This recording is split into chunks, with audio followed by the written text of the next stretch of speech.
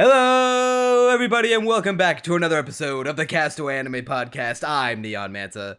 And I'm Crunchy Bagels. And we're here with the Fall 2023 Seasonal Anime Impressions Podcast, Part 1 of 2. Part 2 will be coming out next week, so you gotta make sure you subscribe, like the video, all that good stuff. Make sure you keep up with the videos of the podcast, all that stuff. We're joined once again for the consecutive year in a row for the fall season, Totoellini. Yeah, no one else comes on this podcast whenever I'm on. They always cancel last minute. I could not tell you why. Just don't look at the links of these videos. We call it the Sputtle effect. Everyone just runs away because they know he'll run his mouth too long. Hey, man. It's a good quality for a YouTuber to have. It is true that we wouldn't be able to make that. So to his credit, the one fall podcast from last year that we had him on for is one of our most popular videos. Granted, it was the part where we talked about Bochi, so and Chainsaw Man, and Bleach, and a fuck ton of other shows. Well, we didn't talk about Bleach in the fall season. Oh wait, yeah, you're right. And the Chainsaw Man one was a separate one from the Bochi episode. It was? Yeah, no, Chainsaw Man was part 1, Bochi was part 2. Dude, I don't even remember. And did way better. As it should. Yeah, and now we're here with fall 2023. How are we feeling about this season compared to fall of last year and the 3 prior seasons of anime this year? I mean, it's alright. It's definitely not quite as good. Well, I say not quite. Not nearly as good as fall last year. At least so far. Granted, that might change if I watch the second block, but something tells me, looking at all those generic fantasy shows crammed in there, that my opinion won't change. It's not the worst season of all time. No, it's better than winter. Yeah, it's definitely better than winter. There's some absolute bangers. There's a lot of very acceptable shows in this season. A lot of what, granted, okay, that'll definitely change when we get to block 2 and have to trudge through all those generic isekai. I don't know what I'm talking about. Fantasy and isekai anime that we crammed. Okay, never mind. Forget I said that. I forgot that we're gonna want to neck ourselves next block. But if we forget right now about that, this block didn't have as many awful ones.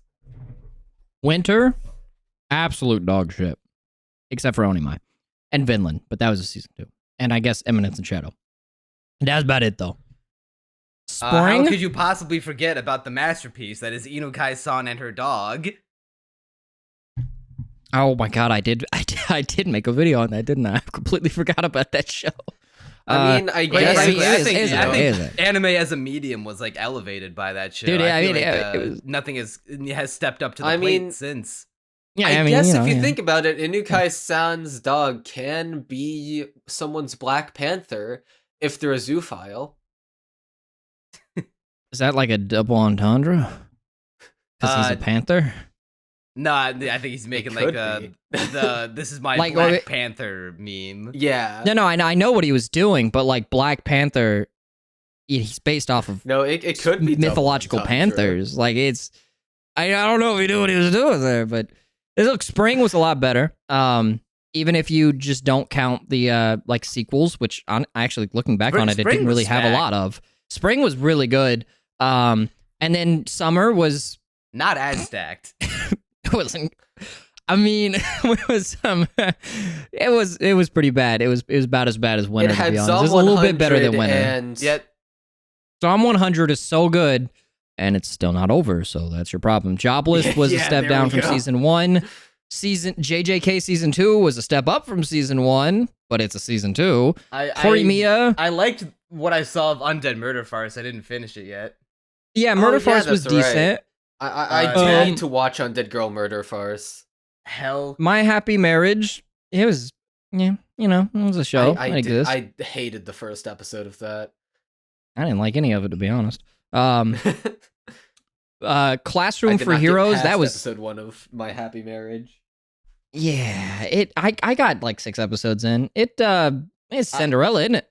I was still But a fan of Level 1 Demon Lord and One Room Hero. I liked that one. I didn't get past the first episode of that. I was like, it's not bad, but it's not funny. And I also couldn't figure out if the Demon Lord was a lolly or a Shota or what she was supposed to be. Was it a lolly? Yeah. No, it was a cross-dressing Shota. That's what I thought. I thought like that's what they alluded to. Maybe no, because we went over this in the podcast, Neon. Wait, he does? Yeah, he has like a big kitty girl form. He does turn into a later older, like girl the dude's age. I was not either aware way. of that. You also had Shaft quintuplets, but that's a sequel. You had Peak Fiction Rent-A-Girlfriend Season 3, but that's a sequel. So the only other stuff you had, aside from the shows we've already mentioned, was Vending Machine and Liar Liar. Well, see, Vending Machine Isekai, it goes beyond anime. It goes beyond art. Like, you have to change up the entire discussion of what is art.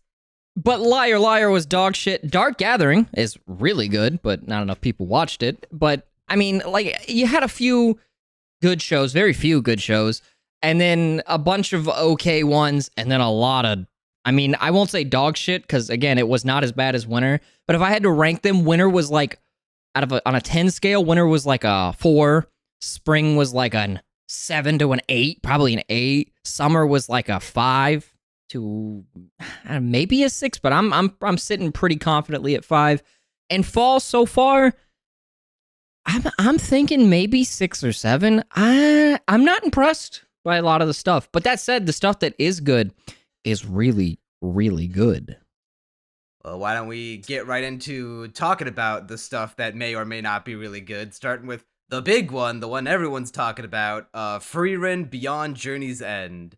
The finally, Madhouse is back. Yeah, so anyway, this is the worst show of the season. Yeah, just rip the bandage off.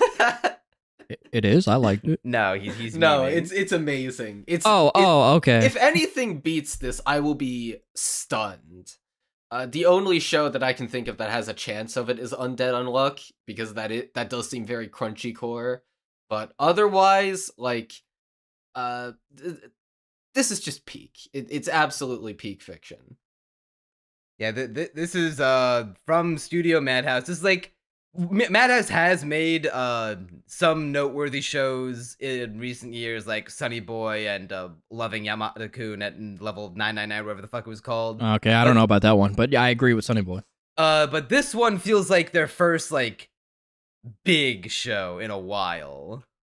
To my knowledge, Madhouse, like most anime studios, but specifically for them, is they don't really have a lot of core staff. Like when you go to MAPPA, they have for example, for Attack on Titan, they have core staff that works on those shows every season. Every time it comes out. Yeah, for season 4. They're key guys, like they're key guys, yeah. If they make an anime that has a lot of like martial arts, you can bet your ass Sung-Hoo Park's probably going to be involved. I think Park actually left and he went to go make his own anime studio or something. But did he? I don't know. I know the not details. The director of season 2 of JJK. No, they have Go Shizono, who's way better. But Go Shizono, to my knowledge, is a key member of MAPPA, or at least he's with them, versus, say, Studio Bind with the main guy, I don't remember his name, the guy who directed Jobless Mushoku Tensei Season 1. He left because he wasn't part of Bind. He's just a freelancer. And so he took a lot of the staff with him, and that's why Season 2 is, well, it's not as good. So it's like this, but it's the same thing with Madhouse. Madhouse is kind of like Bind, to my knowledge, in that they don't really have key staff members. They just have other people and freelancers who come and work on their shows. A perfect example is Frieren, because it's directed by the guy who directed Bocchi the Rock, who was at Cloverworks. He's a freelancer. He's not with one particular studio. It had Yamashita, the guy who's directed the JJK and Chainsaw Man openings. That guy, he's also doing the Shield Hero Season 3 opening. He actually animated a cut in, like, I think it's episode 5. They fight a dragon or something. But my point I'm trying to get at is, like, I don't know, it feels wrong, like facetious, to call it, like, Madhouse is back, because it's just kind of, like, animated by a bunch of freelancers that they managed to get under their building. But I don't know. I don't know enough about the anime industry to say for certain that every other studio is not the same way. I don't think they are, like we just discussed. I think some studios have key members, but I don't think Madhouse has any. But I don't know. Either way, it doesn't matter. Maybe Frieren's it's more really good. appropriate to say that this feels like the first show from Madhouse to be as not big be dog as shit.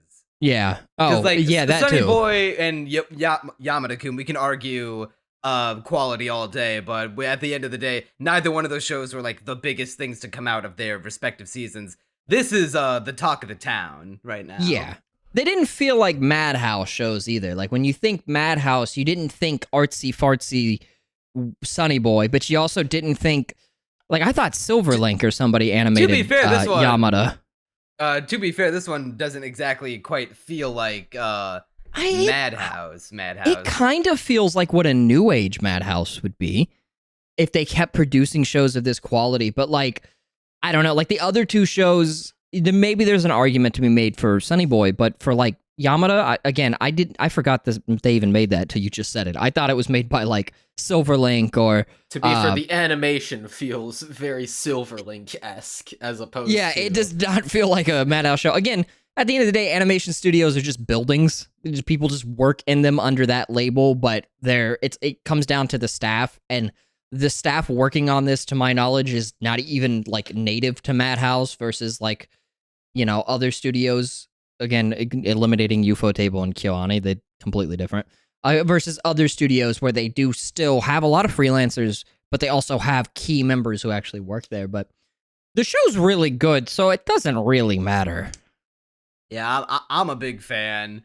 The most noteworthy thing about it the two noteworthy things going into it for me were Bocchi director, Mr. Keiichiro Saito, because, you know, Bocchi was my anime of the year last year. I was super impressed by how standout that show was on every single level, including the direction and animation production, and just how varied it was in its style.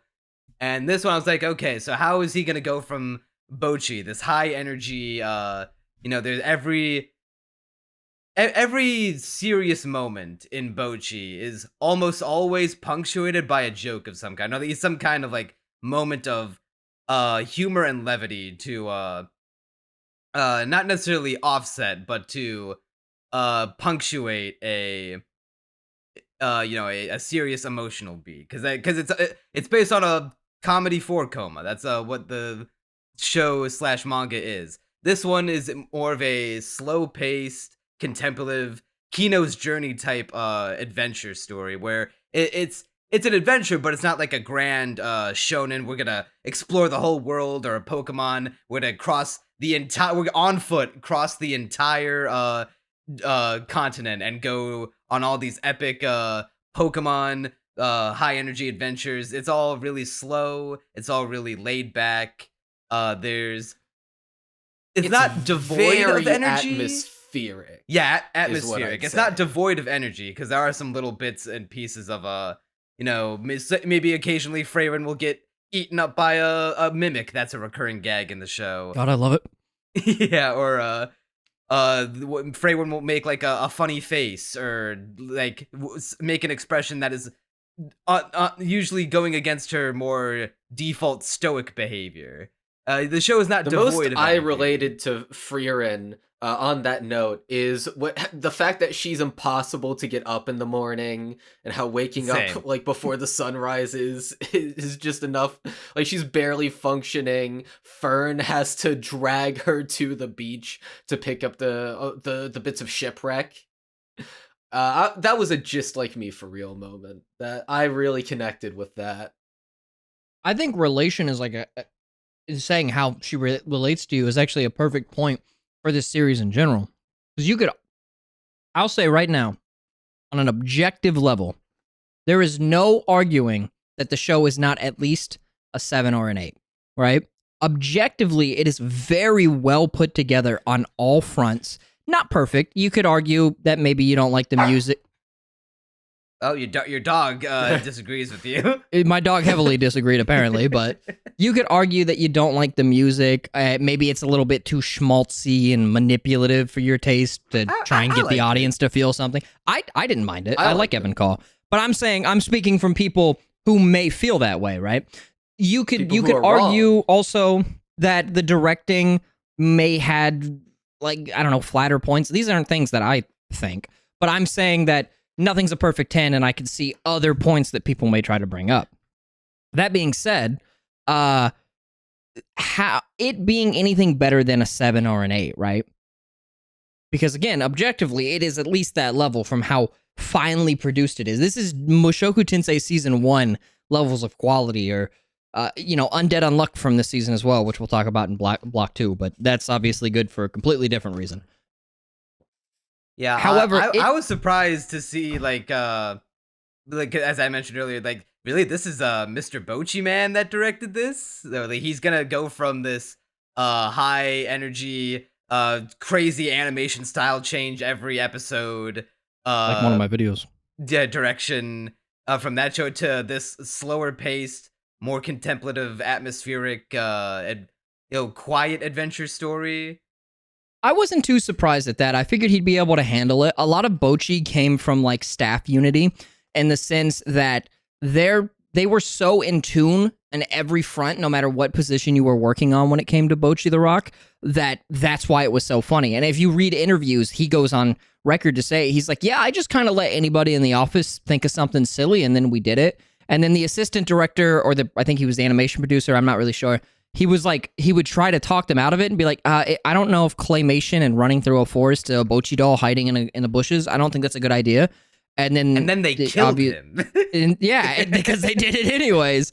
So I wasn't, Bochi, when he was put on the project, I was like, he's a good director, but he's not the reason solely why Bochi was as good as it was. It's his decision to let the rest of the staff do their own thing that made it as good. It is stark contrast to somebody like the Chainsaw Man Season 1 director, because he's probably definitely getting changed, but Ryu Nakayama had a set vision for the series, and he would not like let up on it whatsoever. And that ended up hurting the staff as the show went on, because it just demanded so much from them in terms of the animation ability. Versus Bochi, yeah, he didn't give a fuck. He was like, if you got something funny, throw it at the wall, we're going to do it. So when it came to directing Frieren, I was like, I mean, if he just does that same thing again, it's probably going to be really good. And that's exactly what he did. And that's why the show is as good as it is. But the point I was going to make earlier was that I think it being anything greater than that, like your perfect 10 or your 9 or anything like that, it relies heavily on how you personally feel about it, how you personally relate to the characters. I think this show is good, but it's not anything more than that for me, because I don't relate to any of the characters so far, and I feel like it's missing something, like maybe it's comedy or what have you, which does get introduced in episode 5 and 6, but we're not talking about those episodes. I feel like it's missing something, and because of that, and that I don't personally connect with the two, or the story that's being told, because these are lessons I've already learned or already knew about or what have you, I'm just like, yeah, this is good. But it's not like my favorite. Eizouken, for those of you who watched it, is basically the same thing. I cannot deny that is a really good show, very well put together, well produced, written, etc.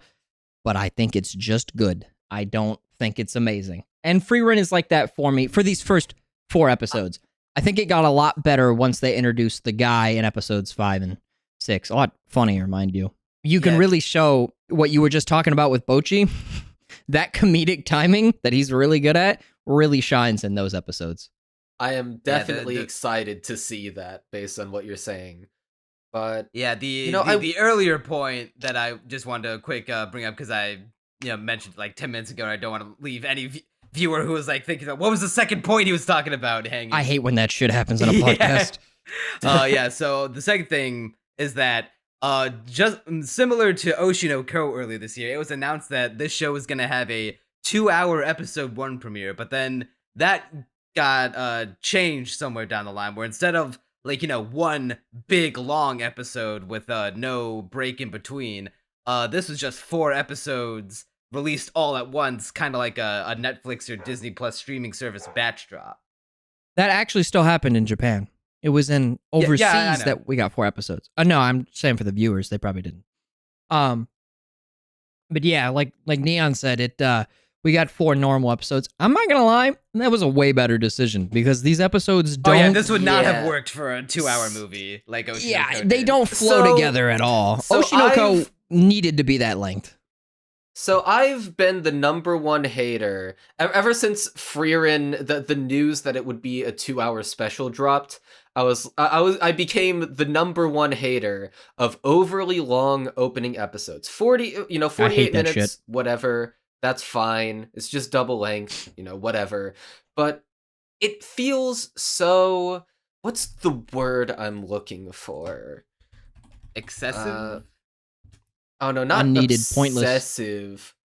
Pointless. Like ostentatious, in a sense. Ooh, word of the day calendar.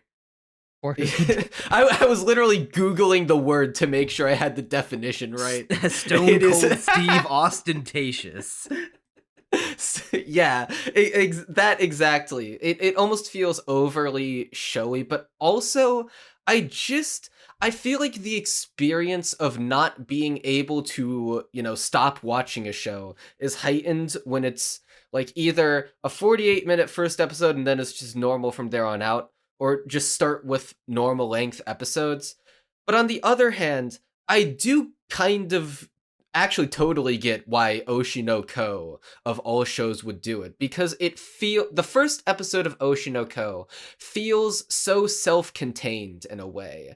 Like it's just this big old thing that sets up everything else in the show, and it made sense to be a however long special it was, like 80 minutes. But for this, I cannot imagine this being a 2-hour special.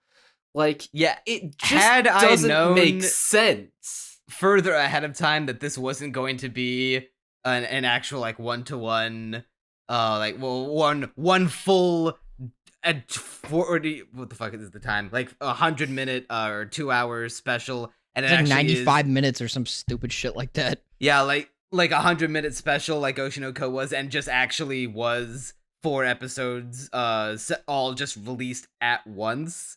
I would have been like, okay, guys, you don't have to watch the whole thing. You can just watch like the first 1 or 2 episodes of it, because this is definitely, I don't want to say tactic, but like, I don't want to say because I don't want to sound cynical, but at the same time, like, what else can you chalk it up to? Like, for what reason other than to get people's eyes on it, to be like, hey, what if we were to release the first 4 episodes of the show all at once and then do a weekly release?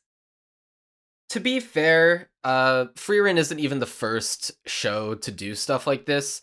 Obviously, Oshinoko, but that was truly the first episode. There are but even tons back of shows in the day that have hour-long premieres. Yeah, like stuff like The Detective is already dead for doing stuff like this. Well, Detective is already dead was double length. The problem, well, that's what I'm saying. Like an extended, what was it? Remake Our Life was double length, if I recall correctly. But yeah, see, well, the I'm talking thing about was the absurdly long episodes, the stuff that goes beyond double length. To like Oshinoko is a movie. Well, when you think about it, Oshinoko is also only like, it's just barely over double length. It's like, 10 minutes or something? Well, 80 minutes. That's like 80 nearly minutes. 4 episodes. That's feature length, my guy. I don't know. It's been a minute since I've seen it. But it's 80 minutes. Typically, with the double length episodes and stuff like that, those only ever happened. Detective is Already Dead and Remake Our Life are really good examples of this, because production issues were a thing where they couldn't finish enough episodes in time, but they had to fill, I guess, a certain time slot, or they couldn't figure out how to cover this episode or this material within just one episode, so they just slap episodes 1 and 2 together so that they can start episode 12. It was never because of an artistic vision. Oshinoko needed to be an hour plus long, because if it wasn't, you would have been really mad after the first 4 episodes or 3 episodes or whatever, when it's just not about that anymore. And Frieren kind of like, I like the show, but I won't deny that Frieren just like reeks of corporate marketing interference, because it has a Yoasobi opening, it has a Millie ending. I think that's how you pronounce it. Yeah. 24 consecutive episodes, or sorry, 28 episodes consecutive core, meaning they're going to air back to back with no breaks. To be fair, I think the 28 episodes is based, but there was no reason to... The problem is, with this level of quality, we're probably going to see a JJK where they're going to get like 9 or 10 episodes in, and you're going to start seeing where they have to cut corners. Potentially. That might not happen. Well, I feel like it's just likely they'll be able to get away with that because this is not the kind of show it doesn't move much, yeah. Yeah, JJK is a shonen. It's an action show. It has like, to have... Just put a bullet in my mouth, animating all that shit. Yeah. But my point is this is a Kino's Journey type show where we can take it slow. We can just walk across these beautiful landscapes and talk about the meaning of life. They saw that this manga had already won awards, which, by the way, I was so surprised to learn that it wasn't a light novel, but they had saw that this manga had already won awards, and they went, this is our next big hit. So they did all the marketing tactics that I just mentioned that made other shows a success. 24 episodes put Eminence and Shadow on the map. To an extent, it was already kind of on there, but it made it as big as it was because it stayed in the public's eye for so long. Yoasobi and Millie, whatever, I mean, they speak for themselves. They're really good artists. And then the really long episode, Oshinoko Style, which had just proven to be a huge success for it. I guess Yoasobi also would come from that show too, because it definitely didn't do Gundam any favors, but that's besides the point. It reeks of like marketing interference. Like they did all of these things, specifically this like 2-hour long episode, because they knew it was going to attract more viewers, and that's exactly what it did. And if you don't believe me, look no further than the metric fuck ton of merchandise that is already coming out, which, by the way, there's a plushie of her stuck in the mimic. I really want that. Oh, wait, are you... Okay, hold on, I'm buying that's that. There's a keychain of it, too. Frieren stuck in mimic. You see? It reminds me... literally Googling it on the podcast. They knew what they were doing. Now, that doesn't make the show... like bad or because they're fucking trying to milk it for everything it's worth. I'm just saying that that's some just of the nature these of the beast. Just the nature of the beast, and some of the actions that people might not like the 2-hour fucking movie length premiere, we can agree that would have been a horrible idea because these episodes don't necessarily flow that well together, but that was obviously done just because the people over in Japan were like, they looked at their YouTube analytics and went, yeah, that's gonna make money. And it did. How do we get the most eyes on our show immediately? Exactly. And to be fair, hey, it fucking worked. Yeah, to be fair, if it was in service of getting enough money back to make more shows of this caliber possible, maybe it was worth it in the end to have the unnecessary double-length premiere. Or not double-length, so it feels quadruple length. I don't want to steer the conversation too far away from talking about Frieren specifically, because we haven't even talked about the fucking plot yet. But real quick, that this did get me thinking, like, if this is like the new trend for shows to do, for anime to get the most eyes on them as soon as they air, like, because this news broke before the show even was close to airing. That's like what, 6 months prior. So how many studios are gonna try to follow suit and do that for their shows, and how many of them are going to implode because of it? Because not every single studio / show is capable or competent enough to pull this off. You already see it this season. Undead Unluck is 24 consecutive. No, I'm not even talking. Crimson is an hour long. We see 24 episode shows all the time. I'm talking we hadn't sudden release. We're getting a resurgence of 24 episodes. We hadn't seen those in a while. We saw a lot of split cores for years because it was easier on the staffs. But now that shows like Eminence and, I mean, let's be honest, Jujutsu Kaisen and Frieren are going to prove that this is the way of the future, they need to go back to doing this. It's gonna kill the animators more than it already is. But if you're talking about specifically 2-hour plus episodes, you're probably not gonna see it for a couple of seasons. But I guarantee you by fall of next year, possibly even summer, you're definitely going to see some show you've never fucking heard about. Yeah, what trashy piece of some shit isekai is going to get a feature-length episode 1 that we're going to have to watch the first 5 minutes of it. What's one of the biggest isekai that you can think of that nobody was really paying a lot of attention to, but it came out with like an hour and a half first episode? It was like an hour and 10 minutes. It's airing this season. Wait, there is? The Rising of the Shield Hero. Oh, Shield Hero. I thought you were talking about. Well, see, Shield Hero already is on its 3rd season. No, but I'm saying that because you made a joke that what shitty isekai will do it, but Shield Hero is not necessarily a very good show, but yet it's as big as it is because it did that shit way ahead of the curve before anybody else was doing it.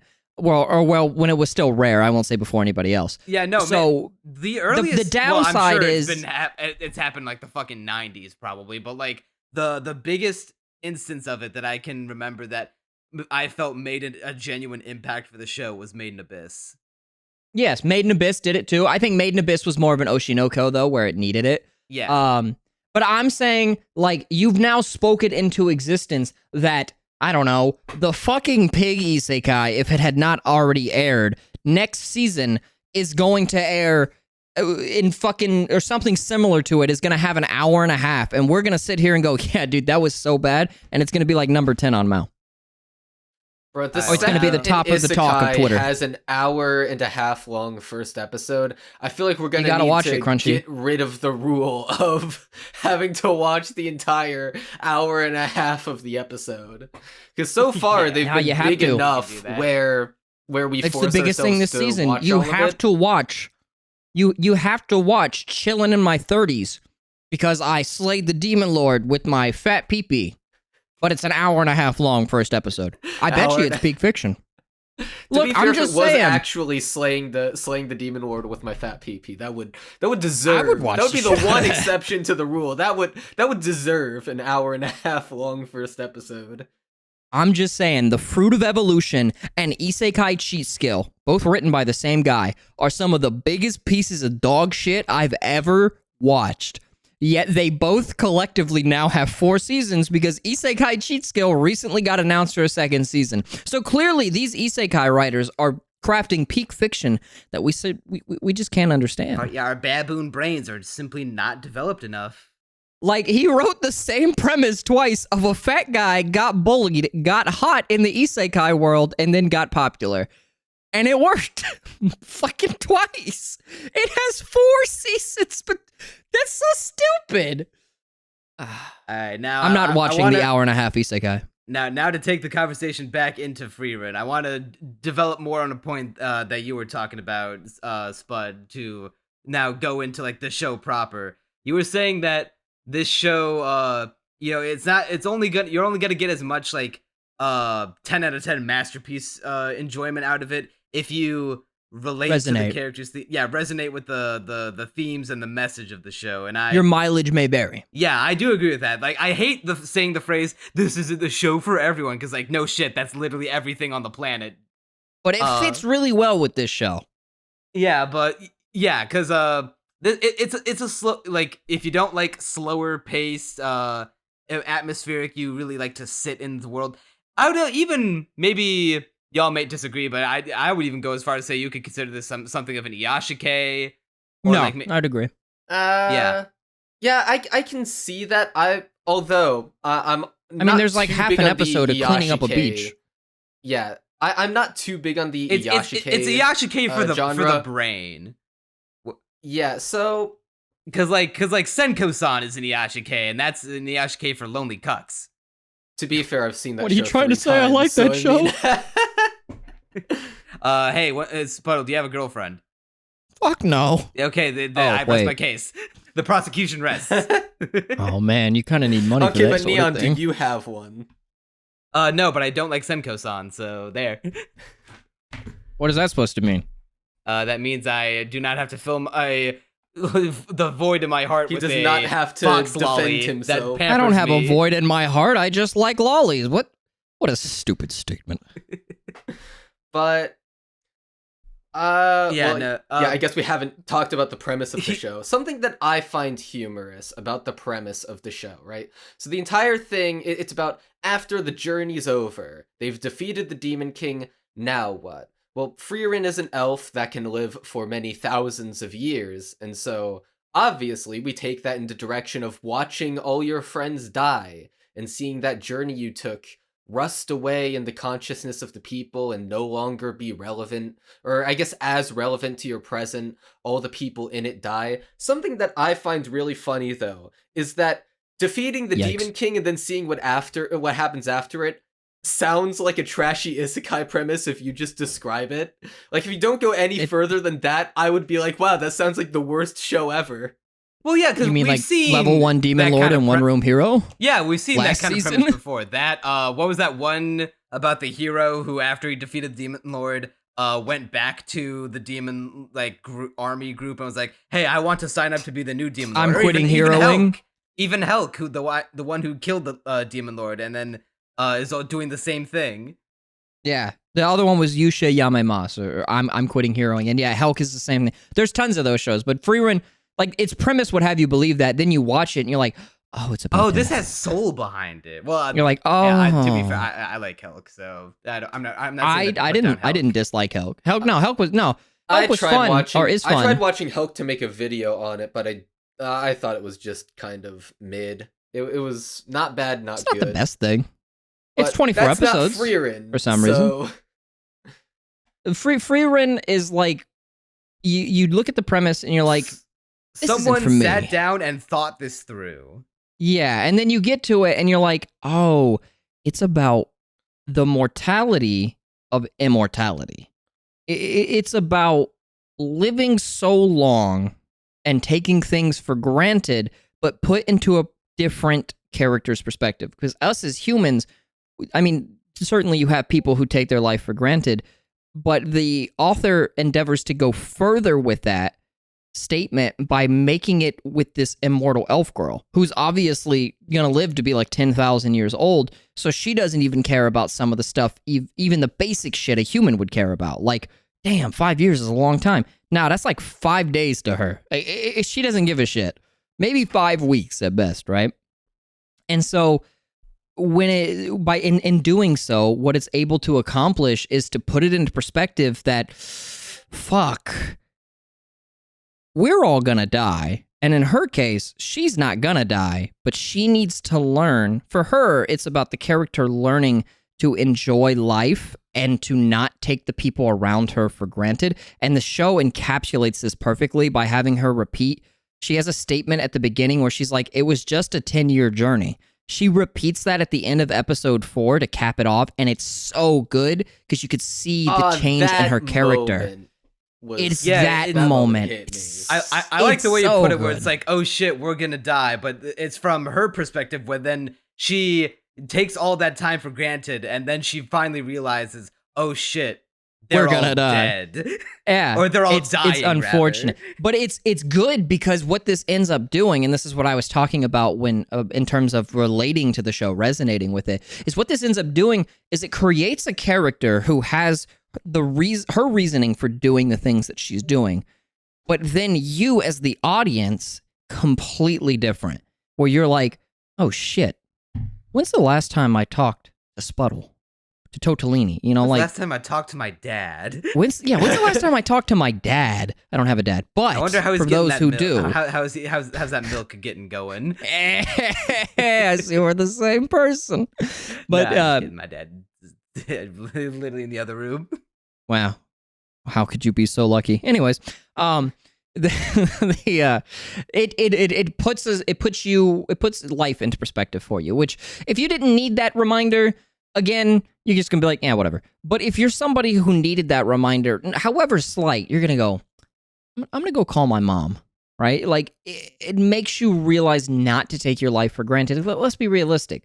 You're gonna die at like 80, maybe 90. Right? You're not, and if you're already 20-something years old, my guy, you got 60 years left. And that sounds like a long time until you spend 3 years doing YouTube. And then you're like, wow, fuck, that's not a very long time, huh? I'm making myself feel bad. You guys go ahead and take it over, huh? I mean, I don't want to make time feel like just a little ping, but we're already halfway through October, and 2023 is going to end in a month and a half. See, I'm from the perspective where I'm like starting to get to the point of in my life where time is beginning to get faster. I can feel it already in the process of happening, and I'm like, oh, I'm 23, my guy. Long enough that the days are blurring together. Like, I need to start scraping something of my life together now. But see, what I appreciate about this show is that, you look at characters like Toru from Dragon, or really any of the dragons from Dragon Maid, or Shinobu from Monogatari, right? There's the trope of them living for so long, but granted, there's almost certainly other shows that put us in the perspective of these characters who just live for so long. Well, I can even list one off on the top of my head, Killing Slimes for 300 years, but that show sucked. And the reason why that sucks is because it doesn't do anything with the like think about how many experiences can happen in like 300 years, or in Frieren's case, over 1,000. That's so many things to experience, and just think about what that does to someone's psyche. And in shows like Dragon Maid, you do get the impression that they are very livid and have been through a lot, and the show constantly references those. And some shows like Slime for 300 years, you blink and it's like the character hasn't changed at all, and you're like, what the hell? That was garbage. But for this show, it puts you through that experience. In the show already, I think it's 77 years have passed since the very beginning of episode 1. And we've already seen characters start off young and, young bucks in their 20s and become old men. And we've already seen the death of 2 major characters in Frieren's life, and we get to see what that is like on a moment-to-moment basis. And, Frieren's perspective, where it's this idea that if you live long enough, nothing is novel. There's not much novelty to life anymore. And the reason why she's so distant feeling from everyone is because after living for over 1,000 years, she's been through everything. She's seen it all. She's certainly seen all sorts of horrors, all sorts of joys, and all that's left after going through all that is just a certain numbness. And I think what this show excels at more than anything is making you feel the same way that Frieren does. Because and I know that'll almost certainly change with the introduction of Stark, and I'm sure that will build on the commentary that the series is having so far. But for these first 4 episodes, Fern and Frieren are 2 characters who do not emote very much. Fern is very deadpan. Frieren is also very deadpan and distant. And although their dynamic does evolve as the series goes on, and you can tell that they're really starting to warm up to each other, there's still this idea of, especially with Frieren, not really reacting much to the events around her, just sort of experiencing the moment to moment while not being particularly invested. And so with that context, the ordinary moments have this undercurrent of, it's very slight, but this slight undercurrent of melancholy, where you have this sense that it's so hard to put into words, and I've been trying to put it into words in my own head for basically ever since I watched the episode. But it's really good, and it's almost like what's happening on screen can be peaceful, but in your head, that like this is just one of there's an so air of many tragedy that like it's not even brought apart by any like disastrous event caused by like the will of the universe or like some malevolent force. It's just the unstoppable passage of time, and that this one person like who happens to be that's such a good way to put it. Sorry for interrupting you, by the way, but like you can see them rebuilding a ship and still feel the crushing weight of knowing that we've been here for 3 months, and that no matter, like, you just can't stop it. I mean, I think it does a good job at making time like this oppressive thing. Like, there's a moment where Fern gets upset in episode 4 at the thought of them scouring the forest for the location, because she's like, fuck me, that's like 3 years of my life gone. But then she's like, no, teehee, we won't do that. We'll hurry it along. And the ship is a good example, because so much time passes doing such a menial task for, like, I don't even think she got awarded with nothing, because they weren't the scriptures or whatever that were given to her didn't even have like a real spell in it. Like 6 months looking for a flower. Yeah, it's pretty wild. Now, that one does end up coming into play. Like, that helps Fern learn the type of person that Frieren is, in the sense that Frieren, even though she feels like this developed character, is like the furthest from it. And they play on this fact later on in the other episodes when they show how much Fern takes care of her. But specifically in the sense that Frieren, just because she is like old, is not very mature at all. And she treats things with this like aloof attitude. And that's what led to the events of the first 2 episodes, specifically the first episode. And she is trying to change that with Fern as they go on. My only major complaint with the show was that, again, in the first 4 episodes, it's just her and Fern, and they don't play off each other well. Because, you know, like you said, they don't really emote. But in terms of how it treats time, I think it does a great job at reminding you that time is this kind of oppressive thing, but also that time is the most natural thing in the world, and there's nothing you can do to stop it. So rather than randomly thinking, oh, fuck, my parents are going to die in like 20 years. Instead, you go, my parents are going to die in 20 years. I think I'm going to go to Japan with them. I think we're going to have a picnic tomorrow. I think I'm going to talk to my dad. I think we're going to hang out. That kind of shit, right? It makes you realize that time is not going to go anywhere, but time doesn't mean shit if you live every single day doing something that you love. And for a lot of people watching the show, they have to go to work or school that they hate. And yeah, then that's when you start to realize, damn, I'm wasting my time doing absolutely nothing with my life. I might be making money, but money doesn't mean shit when you're dead. I mean, obviously you need to live though. Yeah, the theme of time consistently marching forward is very prominent throughout the show. My favorite incorporation of it is this really fucking badass moment where in episode 3, Frieren takes Fern to this village that the party way back when stopped at to fight one of the Demon King's generals or whatever, named Qual. And he 80 years ago, he was this overwhelming He was king shit. Yeah, he was soloing all of them. He couldn't be defeated. He could only be sealed away in like a sealing petrification spell. That he could not be killed because they were just too weak. And because he developed this powerful attack spell that would just bypass your defenses and all like magic to just kill you instantly. And it was like the most powerful attack spell at the time. Ever since he was sealed, in the 80 years that have passed, humanity has studied his attack spell and started incorporating it into their own magic system to the point where now it's considered just your basic bitch-ass attack spell. And so Frieren undoing his seal 80 years later and then saying like, all right, hit us with everything you got. And then Fern, who's the apprentice mage at this point, just does a basic-ass defense spell and is able to just block every single one of his attacks. And Frieren then kills Qual with his own attack technique. Spell. Yeah, his own technique with his own, but just more powerful because she had the 80 years to study and perfect it. That was badass. No, you forgot the best part. It was when Fern went, is it in? Like, because she was like is that it? Yeah, she's like, wait, that's just a basic attack spell. And she's like, yeah, exactly.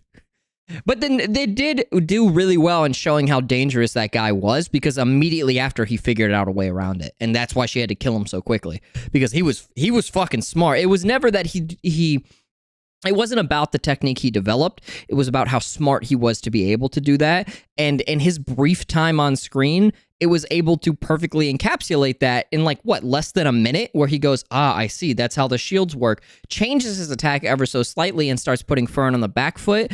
And then Frieren, has to take him out really quickly with his own attack, or as Neon said. But it's able to do that kind of stuff without much dialogue whatsoever, just through the visuals and brief statements. Frieren telling Qual that his once like all-powerful spell that he had created is now just a basic like what is essentially your level 1 fireball in D&D or nowadays. Dragon Quest. It's really good. It accomplishes so many things in such a short amount of time, ironically, and that's what makes it like really, really good. I would say in terms of I forgot what I was gonna fucking say, actually. I don't know. Fern looked kind of fat to anyone else? Kind of frumpy, huh? Like, maybe it's just the wizard's robes. Her face is a little like chubby. Well, her and Frieren, they have like very rotund faces. Her voice? You think her voice? I guess. Like, I don't know. I just look at Fern and I'm like, she's fat, and there's nothing wrong with that. That's kind of hot. But then she like takes the robe off and stuff, and I'm like, oh no. No, I just forgot what I was gonna say, so I thought I would talk about it because in the latest episode they have like a close up of her sitting on a chair with her fat. Why is that my default? Have you seen my videos? Like every other joke is a sex joke. What does being fat have to do with with sex? Because he said it was hot. It's hot. What? Like chubby anime girls are super attractive. Confirmed chubby chaser. Yeah. No, I like women of all forms, shapes, and sizes. I'd fuck Frieren if she was a dragon. I mean, I'd fuck Frieren regardless because she's just really hot. God, Frieren's so hot. But like that's what I'm getting at. That one shot of her sitting in a river with her hair. In the first episode, they do the same thing with Fern in episode 6. You know, you guys remember the bread scene from Mushoku Tensei where he like rips it apart? You're like, why the fuck is this bread so well animated? They did the same thing with Fern's ass when she sits in a chair in the latest episode. It's just like they know what's important and they focus on the little things. And I really appreciate this staff for going above and beyond. Now I remember why I brought it up. The staff is just really good at what they do. They know the exact moments that need to look the exact way. They're able to fit in the exact amount of dialogue in the exact way that it needs to be heard, and so on and so forth. I will say Evan Call's music, while good, I mean, it doesn't really fit a battle scene too much, but it doesn't really have a lot of those, so it's probably not a big deal. I'm most looking forward to that elf in the opening, the evil-looking elf. I'm very excited to see that because that motherfucker has clashing ideology written all over them. It's probably the Demon Lord. I'm so ready for it. I hope it's not the Demon Lord. I hope it's just an evil elf. I don't want the Demon Lord to come back at all, unless they have a really good reason. What were you gonna say, Bagel? But yeah, something I noticed about this show in particular is that the sky just never has any clouds in it. Like, there are so many shots of empty skies. It does, sometimes. Well, like, in the shots that fixate on the sky, it's almost always empty. There's like so many shots of just empty blue sky.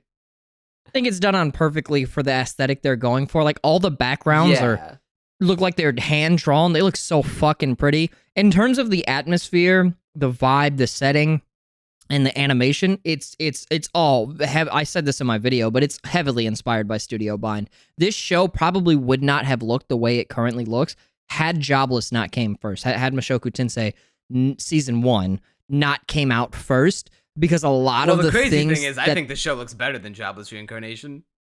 Well, season 2, yeah, definitely. Season 1, I would say season 1 does a lot of things better. Like, this is a fine production that does the things it needs to do, but it never really goes beyond that to be fair, there's only 4 episodes out, versus Jobless, where it does what it needs to do perfectly. And it accentuates, in season 1 again, not season 2, accentuates every single scene, no matter how big and no matter how small. A good example is like Jujutsu Kaisen season 1 versus season 2. Although season 2 looks a hell of a lot better, season 1, every single fight looked great, right? To me, like, not every single one, but to a lot of people, it looked great. Season 2, yeah, not so much. It feels like a normal shonen anime where some feel quote-unquote low priority. I distinctly remember the fight between Yuji and Toto versus Hanami being kind of stilted in some bits. No. Well, I just rewatched it. When he's clapping, there is a little bit, but the moments before that, no. And my point is that at no point when people watch JJK season 1 did you have the casual response being, this was a low priority episode. No one ever said that, because no matter when it happened, the action looked great. Season 2 feels more like a traditional shonen where you're like, this is a low priority episode. That's not a thing, by the way, but to an extent it is, but not the way people use it. Crunchy and I just got done watching the first 6 episodes. Those are phenomenal cinematic masterpiece. The first 6, not the 7th one. That's the worst episode in the entire series. That's the one with the grasshopper, right? Wait, Crunchy, did we stop at 6 or 7? We stopped at 7. Yeah, 7. Was that? It's the one. It's the one with the mech fight. Yeah. Oh wait, yeah. I'm thinking Grasshopper episode's 8. 7 is Okay. Yeah. a blurry mess, but that's for different reasons. That's for like TV standards. But no, the first 6 episodes of JJK are amazing. I'm talking about the latter half. It starts to take a nosedive in quality because the schedule impacts them. And if you have a trained eye, you can tell where it's like, oh, and even people who don't have a trained eye are like, there's a lot of slow motion and there was no real animated impact there. Like, it's falling apart to the point where they've had employees sign an NDA so that they can't complain about the work standards. But that's going off topic. That's not what I meant. My point was, you watch somebody will watch Naruto and go, that episode wasn't the high on their priority list. Naruto versus Sasuke was, and that looks amazing. JJK Season 1, every fight looked consistently really good. Some were just a little bit better than others. Season 2, the entire product looks a lot better and is a lot better directed, but the fights are more like a traditional shonen where it's like, yeah, that one wasn't that good. It was just kind of okay, but I'm sure the later ones will be really good. And it's the same thing with Frieren. Frieren is like JJK Season 1's fight scenes. They're all really good, right? Everything it does is good. And it's all good consistently throughout all the episodes. But there's no, but it could always use a little bit more. And again, this could change with when I get more episodes. I'm not really working a lot with the narrative with just the first 4 episodes. It's pretty standard. But you would take your job list, your Mushoku Tensei, and you'd have really good episodes like Turning Point 2 or Turning Point 1 in terms of the action animation. But then those like really slow moments like Rudy and his dad in like episode, I think it's like 16 or whatever, or 19, I think actually, are also really well done consistently throughout the entire series. Whereas with Frieren, it doesn't, again, so far hasn't really provided the same thing. It's more like JJK Season 2, where the entire thing looks really good consistently, but it's not doing anything that makes it unique or makes it stand out. They do the film grain thing like Jobless did, but Jobless was the first one to do that, right? They do the really pretty backgrounds like Jobless did, right? I'm not saying that it wouldn't have looked good. I'm just saying that when you look at the two productions side by side, it's very clear that they took inspiration from Studio Bind and the work they did on Season 1 in a similar way to, this one's a little bit more direct, but if you watch Undead Unluck, you will see a lot of references to Kizu Monogatari because the guy who directs that show and the guy who storyboarded the opening, which is what I'm specifically referencing, used to work at Shaft under the guy who directed Kizu Monogatari. So that one's a little bit more of a direct reference, but I'm saying that the people, like, I don't know, maybe the Bocchi director or the animators or the storyboarders or what have you, they looked at Jobless and went, fuck, that's really good. And so they did something similar. Narratively, though, they're two completely different shows. Frieren is not, well, you know, I can't say it on YouTube. It's not as horny, not as degenerate. Yeah, she's not, I don't think she's degenerate. Well, no, that's not true. She's definitely a degenerate. Why else would she have a potion that melts clothes? Yeah, and in the recent episode, she got a spell. In 1,000 years, I think you discover every position. You definitely get a little. She's definitely a super horny elf because in later episodes, she also gets a spell that lets you see through clothes. It's like, come on, she's definitely like a Rudy. She just isn't like old Rudy. Yeah, that one before he got isekai'd. I also don't think she would buy a slave. Well, I mean, like... And also have a whole host of wives and to take turns fucking. That's hella based, bro. I would fucking do that. Not the slave part, but that wife part. I see, when it came to Jobless, this is slightly off topic, but people were complaining about the slave thing. It's like, it's a fictional story, and the show has shown throughout its airing that it always does what Rudy thinks would be the right thing to do, but also at the beginning shows you that Rudy is a bad person who dropped out of school at 15. Like, people were like, oh, the author supports slavery. I'm like, no, he doesn't. He's just writing a story. Besides the point, Frieren is great. I need to see more of it for it to, like, really wow me, but it's pretty good already. It's just nothing that I would go, oh yeah, I fucking love this. It's just something I would go, I want to watch more of this, but not like I wouldn't put this in my top 10 or my top 20 or anything like that. Yeah, I'm not too big on the slower pace shows.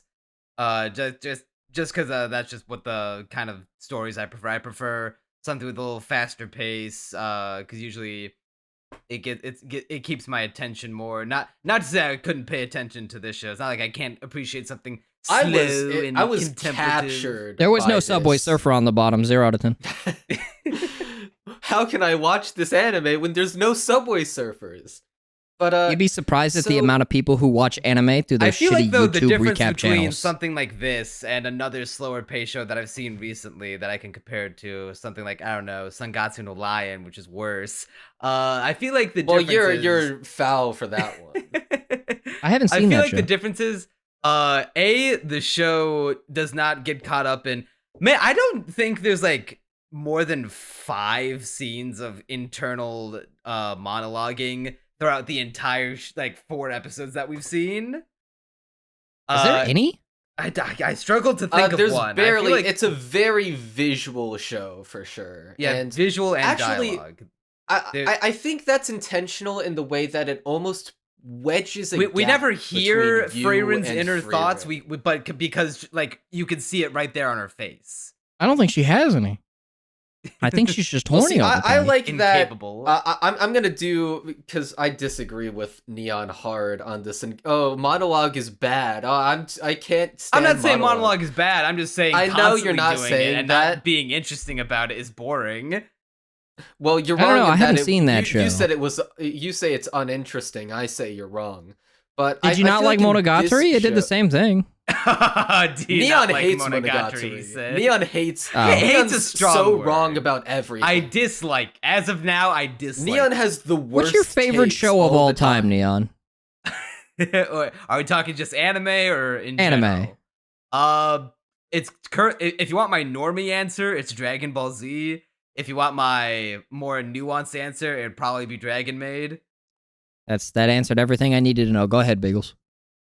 Okay, so I'm gonna take the route of Sangatsu having monologue and this show not having it. Make each show better for different reasons. Because in this show, it wedges a gap between you and Frieren to where you don't feel nearly as tethered to her perspective as you are with any narrating character in Sangatsu no Lion and their respective parts of the story where they narrate. Where it's this distance from everything, where by wedging a gap between you and Frieren, you thereby understand how Frieren feels about everything. And it puts you so directly in her perspective, and I really like that. Yeah, I view it from the perspective of I don't need my time wasted by having the character explain how he's feeling, because I can look at the character and just see, oh, this is how this character is feeling, and we didn't need to waste time espousing needless dialogue. Narration sucks. Neon, later on, we're going to agree on monologue points, on monologue hatred, for a certain show coming up. So, at the very least, you know, we disagree all the time on this whole monologue thing, but you'll have some catharsis during this podcast. I hope you're ready for it. Well, on that note, because in the interest of time, do we have, before we go on longer than the 4 episodes that premiered, do we have any final thoughts on Frieren before we move on? I'm gonna just wrap up. I'm gonna wrap up my points by saying, basically saying what this show needs to do to be a 10, because I don't think it's out of the question. The first 4 episodes are very, slow and contemplative, and really, well, it had my attention completely. Every time I took a bathroom break during during my binge of the first 4 episodes, the only thing on my brain was how good Frieren was. It was an invasive thought that I wanted to be there, an intrusive thought rather. And so, what this show needs to do, I thought it was going to do it in the first 4 episodes because they were all supposed to be a premiere. Right, they were all going to be combined into one episode, so I thought it was going to be like Ocean of Ko, where in episode 4 something just explodes, the narrative goes crazy, and she all just this gets build shot. up. pays. Yeah, not quite like that. Himmel comes back from the dead and stabs her, and then Fern dedicates the rest of her life to getting revenge. You're like, damn, I didn't know there was that kind of show.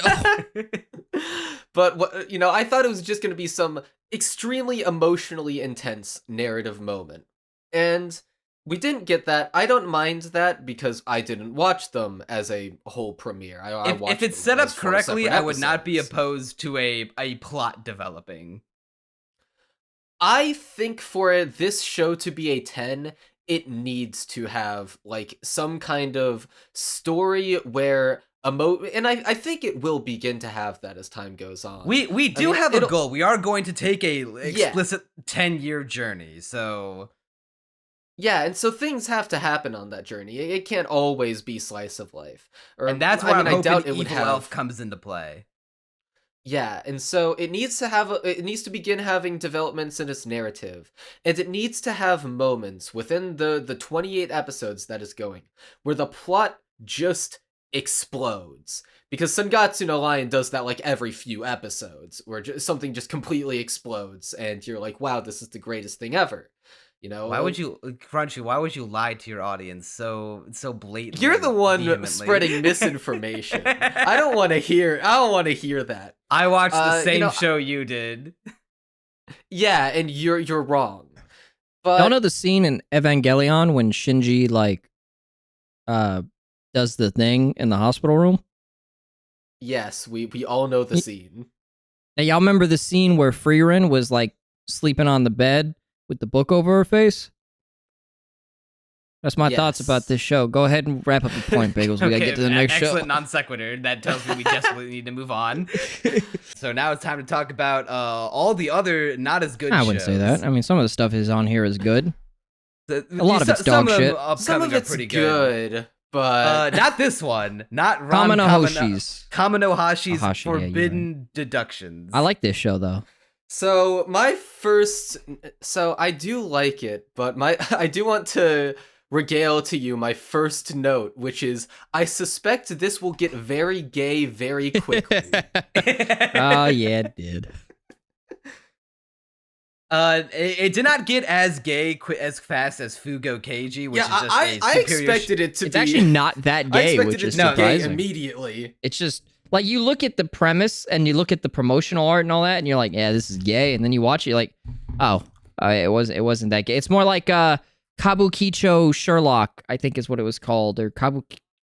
Like Ron Kamonohashi is not the gayest Japanese name you've ever heard in your life. I mean, it is, but like you watch the show, it might not be it's not as gay as you think. They might actually be bisexual, and obviously later going to be into each other. I mean, the notes I took. Oh, go ahead. So I'm curious. How far do y'all make it in this episode? The entire thing. Okay, good. Because I was very glad because I was gonna be sad if y'all missed the peak that was the last few minutes. Yeah, he had a Gios. I thought that was great. Yeah, so that got it's literally if L from Death Note had the fucking Gios.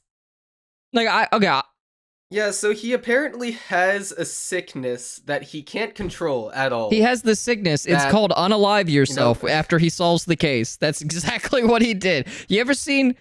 He goes full load to your god, and he says, "You should kill yourself now. Your life has no forced to do it. If he just says it enough times, that he will mind control. It reminded me, and I'm not gonna say who these characters involved for people who haven't seen it, but in The Boys, the Amazon show, the superhero show, in The Boys season 3, there is a girl who is about to unalive herself by jumping off a building, and the person goes there to stop her, but then gets delivered really bad news and goes, "Do it." And she's like, well, wait, actually, I don't think I want to do it now. And they're like, do it. And then, yeah, they do it, and it's really bad. But that's exactly what this reminded me of, because he solves the case, and he's like, you know what could slap? If you jumped off the building. And he's like, well, I don't know about that. And then the guy jumps off the building, and it's fantastic. And it's not just a one-time thing. He explicitly states that the reason that he gave up being a detective, even though it's his favorite thing in the world, being a Sherlock Holmes among these plebeian humans, being the master detective, is that even though his solved case rate is 100%, his arrest rate is 0% because at the end of every case, when he finally has the just tells culprit in a them to corner kill in his themselves. Professor Layton climax, he just tells them to kill themselves because they're like, what do you think I did the crime for? I did it for the money, or I did it for the, my bitch ex-wife, or anything like that. And he just tells them to kill themselves, and apparently he just has the Gios. There's explanation. I refuse to believe any How has he not been explanation studied by that scientists? that he's so persuasive that he is actually just able to convince these hardened criminals to kill them, who've taken lives, and they say that they don't feel guilty, and like these are serial killers, not just like, oh, I killed one guy. This ain't no Detective Conan, moment, but now I feel like, I mean, now they I feel say like it's express coercion, guilt about it. You no, saw no, his it's not eyes. coercion. My man has superpowers. I don't think it's a non-diegetic thing either. I think he genuinely has the fucking Gios, and he's mind controlling these people and telling them to kill themselves, because that's literally what Lelouch does in Code Geass. And like the first he's like time Batman if he did the logical thing at the end of the case. Like he was like, yeah, well, you're a horrible person. Why would I lock you up? It's so goofy, but I'm not gonna lie. That's what was like. I'm gonna go watch episode 2 because the main character sucks ass. He's not funny. He's just loud. Not Ron. Ron's pretty based, but that twink guy sucks dick. He's completely useless, and he's just there to be loud. He's the bottom, but he's not even a bottom in a fun way. Like, come on, be like Banana Fish. Be like, I don't know, other gay shows. Be like Sasaki and Miyano. Be a fun bottom. Don't be annoying. He's just a loud, but not in a fun way. He sucks, but... Well, see, I actually kind of, at least for the first episode, enjoyed his presence, because he is basically the living... He's the react machine to the true MVP of this show, Ron himself. He is just constantly being like, what the fuck are you even doing? I don't know. I feel like... And some of his retorts are pretty funny. He should Gios himself now. You know, like... I hate him. For the rest of the show... I'm said, not a fan. So some of my notes, I said, the music kind of slaps ass. I'm not going to hold you. It's pretty good. And the directing's a little bit above average. It's just the dynamic between the two of them is whatever.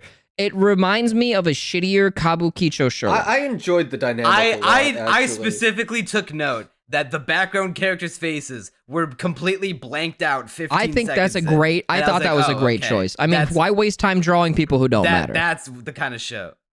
That's what we'll see. Well, yeah, in a four-way crowd shot, I'd agree with you. These were a bunch of guys in a room. It's like, would they were like pretty close to the Daily Lies of High School Boys. I saw that in the trailer and immediately Daily Lies of High School Boys doesn't draw the girls' faces. You know, it's funny. Okay, yeah, that's a comedy. This isn't a comedy. He said, "Kill yourself." They don't deserve their face. Whoa! What'd you say, Bagel? Yeah, we weren't supposed to laugh at that. I disagree. I thought that shit was hilarious. I think we're supposed to take that at face value and be like, oh, look, shit. It's like Eminence in Shadow. Because that's his like tragic It's like the backstory. Eminence in Shadow. You're watching because it's so over the top. I feel like we're sort of underselling the moment itself of the Gios, because although it's ridiculous on a logical level, I think what's even more kind of almost like a gut punch is that if you're even slightly invested in Ron's backstory and how he became this depressed no-life, you see that and you're like, oh, it's just kind of goofy nonsense. Because I liked this idea of, you know, this really earnest person who's really naive and kind of a dumb idiot getting together with this jaded asshole who hates the world, who hates criminals, you know, just is filled with anger, and seeing how they play off each other. But when you get to the reveal, it's kind of like, oh, I wanted to see like the backstory where he loses faith in humanity, not the backstory where he has the Gios and tells people to kill themselves now. You know, I want to see someone who has faith in humanity playing off of someone who completely doesn't. And, you know, two people who are opposites in every possible way. You know, that seems kind of fun, but instead it's kind of like... kind of not a good reveal, I will say. I feel like now that I know that he has the Gios and that's what he'll do, and he'll probably convince, like, and this will not be an isolated incident. He will have multiple times where he will tell a criminal to kill himself, and the guy will attempt to stop it in some way. I feel like now that I've seen it once, I'm satisfied. I do not need to see any more of this show. I could just go watch Fugo Keiji, which is just this show, but with way more style, way better characters, way better directing. Are you talking about Futo Pi or whatever? Isn't that like based off of like a live action show? Oh, Millionaire Detective is really good. Detective. Yeah. Hold on. Yeah, no, that's Fugo Keiji. I don't actually know anything about eccentric that show. detectives with tragic No. Millionaire Detective and also Millionaire gay. Detective is a lot better because it's so over the top and goofy, but it does that on purpose. Its soundtrack is by the JoJo guy, and the dude straight up has a JoJo fantastic, theme song. But that's because unlike this show, it doesn't try to take itself seriously, and when it does take itself seriously, you're like, oh wait, hold on. I mean, he just summoned like. He just bought a whole building just to blow it up. So, I mean, fuck, I'm paying attention. With this show, I liked how it handles the mystery aspect. And you weren't necessarily figuring out, because it is a mystery show at the end of the day. You're supposed to try and, solve the clue before he does it for you. Solve the mystery, before he does it for you. And while it doesn't necessarily do it like Clue, who done it, what was the murder weapon, that kind of thing, you're kind of more so trying to figure out the title, the occupation of the guy in the first episode. As soon as he had the guy dress up and go to the barber, I immediately figured out. I figured it out before that when they showed all the dead people and they had shitty haircuts. And I was like, I think a barber did it. And then he said, we're going to go to the barber. I'm like, oh, the barber did it. That's 5 Dude, minutes. it's great. I didn't realize it as soon as I saw the haircuts, but like once we were in the barber's office, I knew. When they spent a little too much time in the barber shop, they put so much emphasis on him actually going to get a haircut instead of going to a fancy party, I was like, oh, it's the barber. So for me, it was like they were on their way to do like these special occasions, and they all had shitty haircuts. I'm like, there's no way they got killed by a barber. And then he goes to the barber shop. I'm like, oh my God, they got fucking killed by a barber.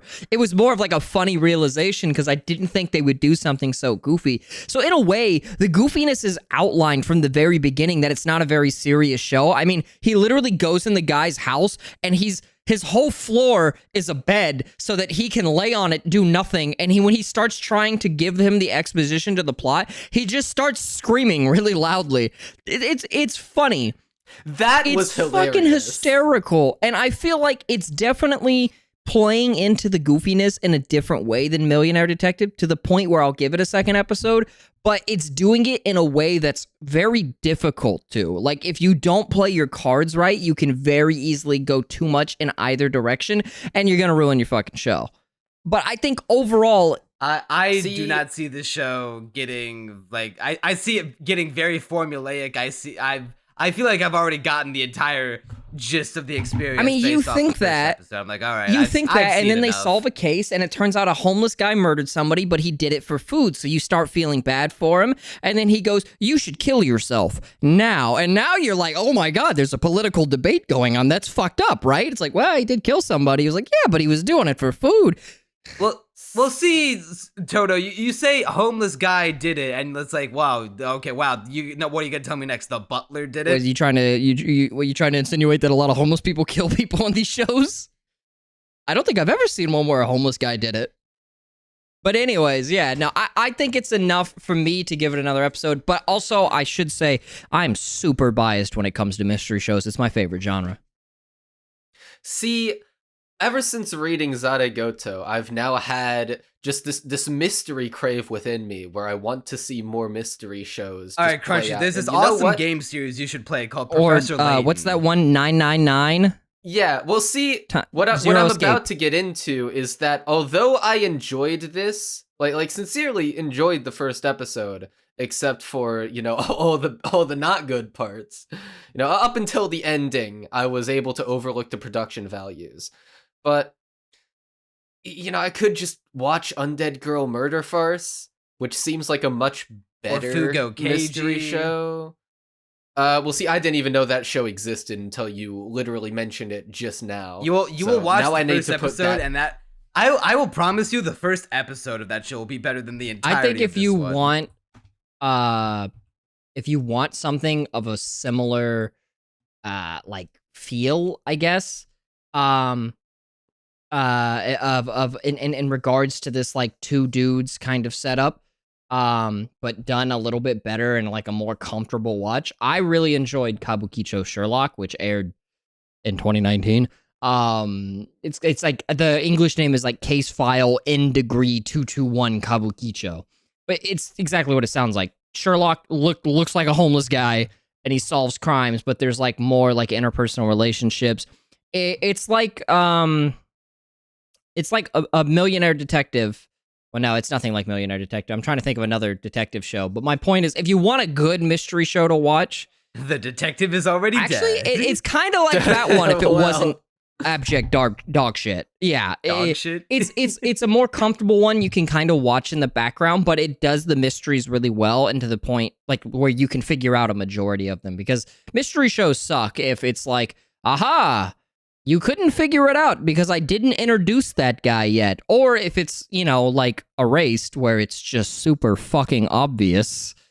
And then they go, oh my God, I can't believe it was so-and-so. And you're like, dude, who the fuck else could it have been? They were all children. He would... Just go watch yeah, Psych. exactly. Go watch X-Files if you want something that easy, right? Go watch Case Closed. Or Detective Conan. But yeah, I will say it was fine.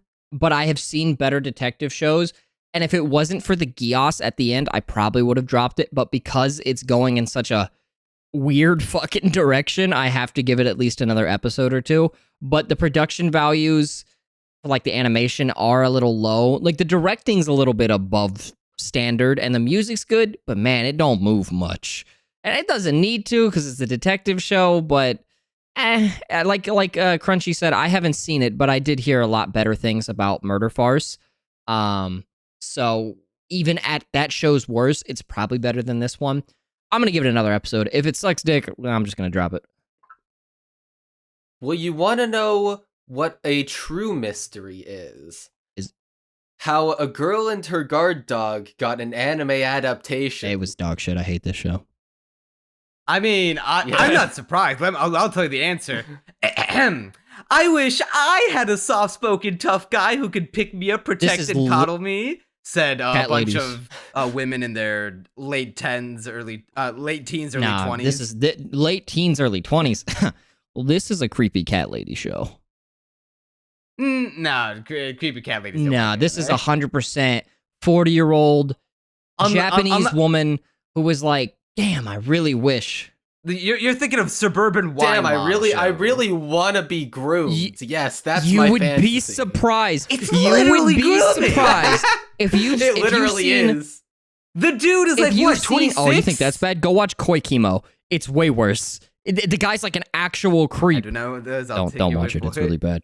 I don't remember the English name. So like, and there's like a 10-year gap. So he was like 16 when she was 5. This one isn't inherently awful because the guy doesn't see her in any way whatsoever in that way. He legitimately sees herself. Yeah, but as you his know he's going to 100%. But I'm saying, like, in comparison, Koikimo, the guy is 27, the girl is 15, and he outright wants to fuck her and scares away teenage boys who want to fuck her instead. It's a really bad grooming show, and guess what? Both these shows are written by women. So I'm just saying. Listen, I'm not saying they're asking for it. I'm not trying to be a victim blamer or anything. I'm just saying, the evidence is in empirical. the same way that I shaved my beard and took in a teenage girl was written by a dude with that kind of fantasy. These shoujo series, or whatever fucking genre they fall under, are written by older women who, as teenage girls, were like, damn, it would have slapped if a hot 20-year-old guy took care of me and maybe I sucked his dick. And like, this one is a lot, I've seen a lot of these types of shows. This one is definitely a lot better in the weird, creepy grooming aspect, but it's just so goddamn boring. So far. It's definitely going to get worse. And it's really boring. Also, the designs are super ugly and the voices don't really match as a result. Her eyes. And hold on, and let me say, all the eyes do that. It's all the eyes. It's a stylistic every decision. time they take on a side profile shot, they bulge. It's so no gross. coincidence that this show was animated by Project Number 9. It's the same people who do all of these weird ass shows. I shaved my beard and took in a high school girl. Fucking Angel Next Door, I think they did too. Like all these. What the hell is the Shogi show where the show? No, that's hella based. Right, that's hella based. Like that was done by like Annie or A1 Pictures. Like the Angel, for example, the Angel Next Door. No, that was Project Number 9. Wait, no, it wasn't. Was it? No, Project Number 9 did the fucking. Did they do Rio's work is never done? I'm very positive. Yeah, they did. I will fact check that right now. I am exceptionally sure. Rio's work is never done. Here, someone talk while I look this up. All right, so. Okay, yeah, I just looked it up. Yeah, Rio's work is never done. Winter 2018. Holy Project shit, Number I had 9. no fucking clue this entire time. My point is, they do all the weird shows, and like, people were like, they told me, I watched Angel Next Door because people were hyping it up and because I'm going to watch it anyways. And I was like, why do people like this show? Because like in the second episode or whatever, he's like, because it's a fucking lame no, I know that, fantasy. but they try to argue that it's not as creepy as the other shows this studio has produced. And in the second episode, or I think it's even the first, when she's like sleeping. Hey, this apple isn't as rotten as this you gotta let me apple. finish. Because it's in the first or second episode, the girl is sleeping and he's like, she's lucky I'm a good guy and don't grape her right now. And I'm like, what? What the fuck? That's the first thought that comes to your mind is, wow, I gotta hold myself back. Oh man, she's lucky that I have a basic moral compass. Like the bare minimum. No, hold yourself back. You can't. I'm like, dude, what the fuck is wrong with you? And all their shows are like that. I don't think they know who their audience is. They have not produced. Project Number 9 is the worst anime. Dude, they're hella based. They know Honestly, what they're doing. Yes. See, the worst part is I have to live with the fact that Project Number 9 made bottom tier character Tomozaki, even though any other studio should have gotten I will say that's probably one of the few shows. Because Project Number 9 is that's rock probably bottom. one of the few shows that isn't like inherently have some weird, strange twist that nobody else would have animated. But it does look like dog shit as a result because they're like, I mean, outside of some of these shitty isekai studios, they're pretty fucking bad. Hey, you want to know how many shows Number 9 have put out? Dude, this they're also season making alone? the Pig Show. Yeah, 3. What was the third making one? 3. The Vexations, Okay, shut in Vampire scroll. Princess. Yeah. See, that one is like not bad, but like this one and the Pig one are both fulfilling these weird niches. The Pig one is at least funny, but like, this one, Hige Hero, Angel Next Door, there's just My Tiny Senpai. Like it's like these really Rio's work is never done. These really weird fetish. They're the fetish studio. They do shows that aren't fetish based. They did, and There's Never a Girl Online, Tomozaki, Love After World Domination. But then, you know, they also, and they've even done like shitty fantasy shows like Shōneko Project Zero. That's like shit, by the way. Don't ever watch that show. But yeah, they're by and large the weird fetish studio, and it's like, it's really weird because then they make shit like Miss Shachiko and the Little Baby Ghost, and I'm like, man, these are the same people who animated that guy saying, she's so lucky I don't sexually assault her right now. Like, oh my god, they made Rokyo Byu too. What was so... See, what was almost jarring while watching this is that they keep on playing up the angle of, oh, he's just so protective. It's such a platonic, wholesome, protective desire. He just wants to be there to protect her. And I'm like, I know too well. But I was also my brain was like forcing this image into my mind. I was getting these flashbacks of, what's this? A good anime. In episode whatever it was, I think like episode 4 or something of Dragon Maid, where Toru is, looking after Kana while she's going to school for the first time. She's, all of a sudden we're having a commentary about the education system in Japan. It's like, whoa, this is actually good. And also, it's cute. because it's cute to see Kobayashi sicking Toru and Kana because she's worried about her. Oh wow, they're like a real family. And I just had that image in my mind, and then I remembered that I was conscious and using my precious time alive to watch the first episode of A Girl and Her Guard Dog. And I was like, wow. I did not care at the end of the day for what was that one show called, The Yakuza's Guide to Babysitting, and that show is infinitely better. Yeah, I didn't like that show much either, but it is 10 times better than this show. Literally none of us like that show, but I would watch it 10 times in a row before watching this show. One specific note I took is like, because I literally said, as expected from Project Number 9, the art and animation are complete ass. The inflection in her voice changes to signify emotion, but the animation remains static with a sparkle effect on loop. This is like in the first 9 minutes of the show. The colors are ugly as shit, and it doesn't complete the required effect by making her stand out because she just blends in with everyone else in the classroom and has nothing that makes her brighter or gives her colorful hues. She just looks like a background character.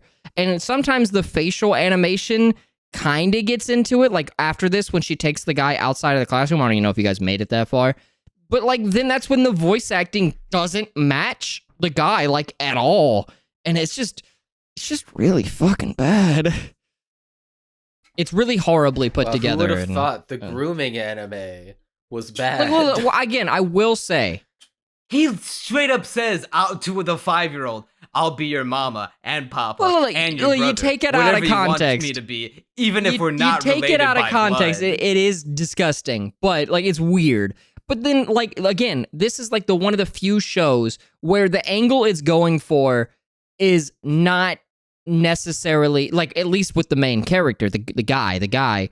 Imagine the outrage if the genders were reversed. The guy is not specifically going to groom her. Obviously, we all know it's going to end up that way. It's still a creepy groomer show, but at least he's not the one thing I hated about Higehiro is the dude would be like, dude, I would never fucking take in a high school girl and think about having sex with her. That's disgusting. And then that's all he says over and over again, as if to reinforce that he's not a weirdo and he's helping her. I'm like, you're not helping her, dude.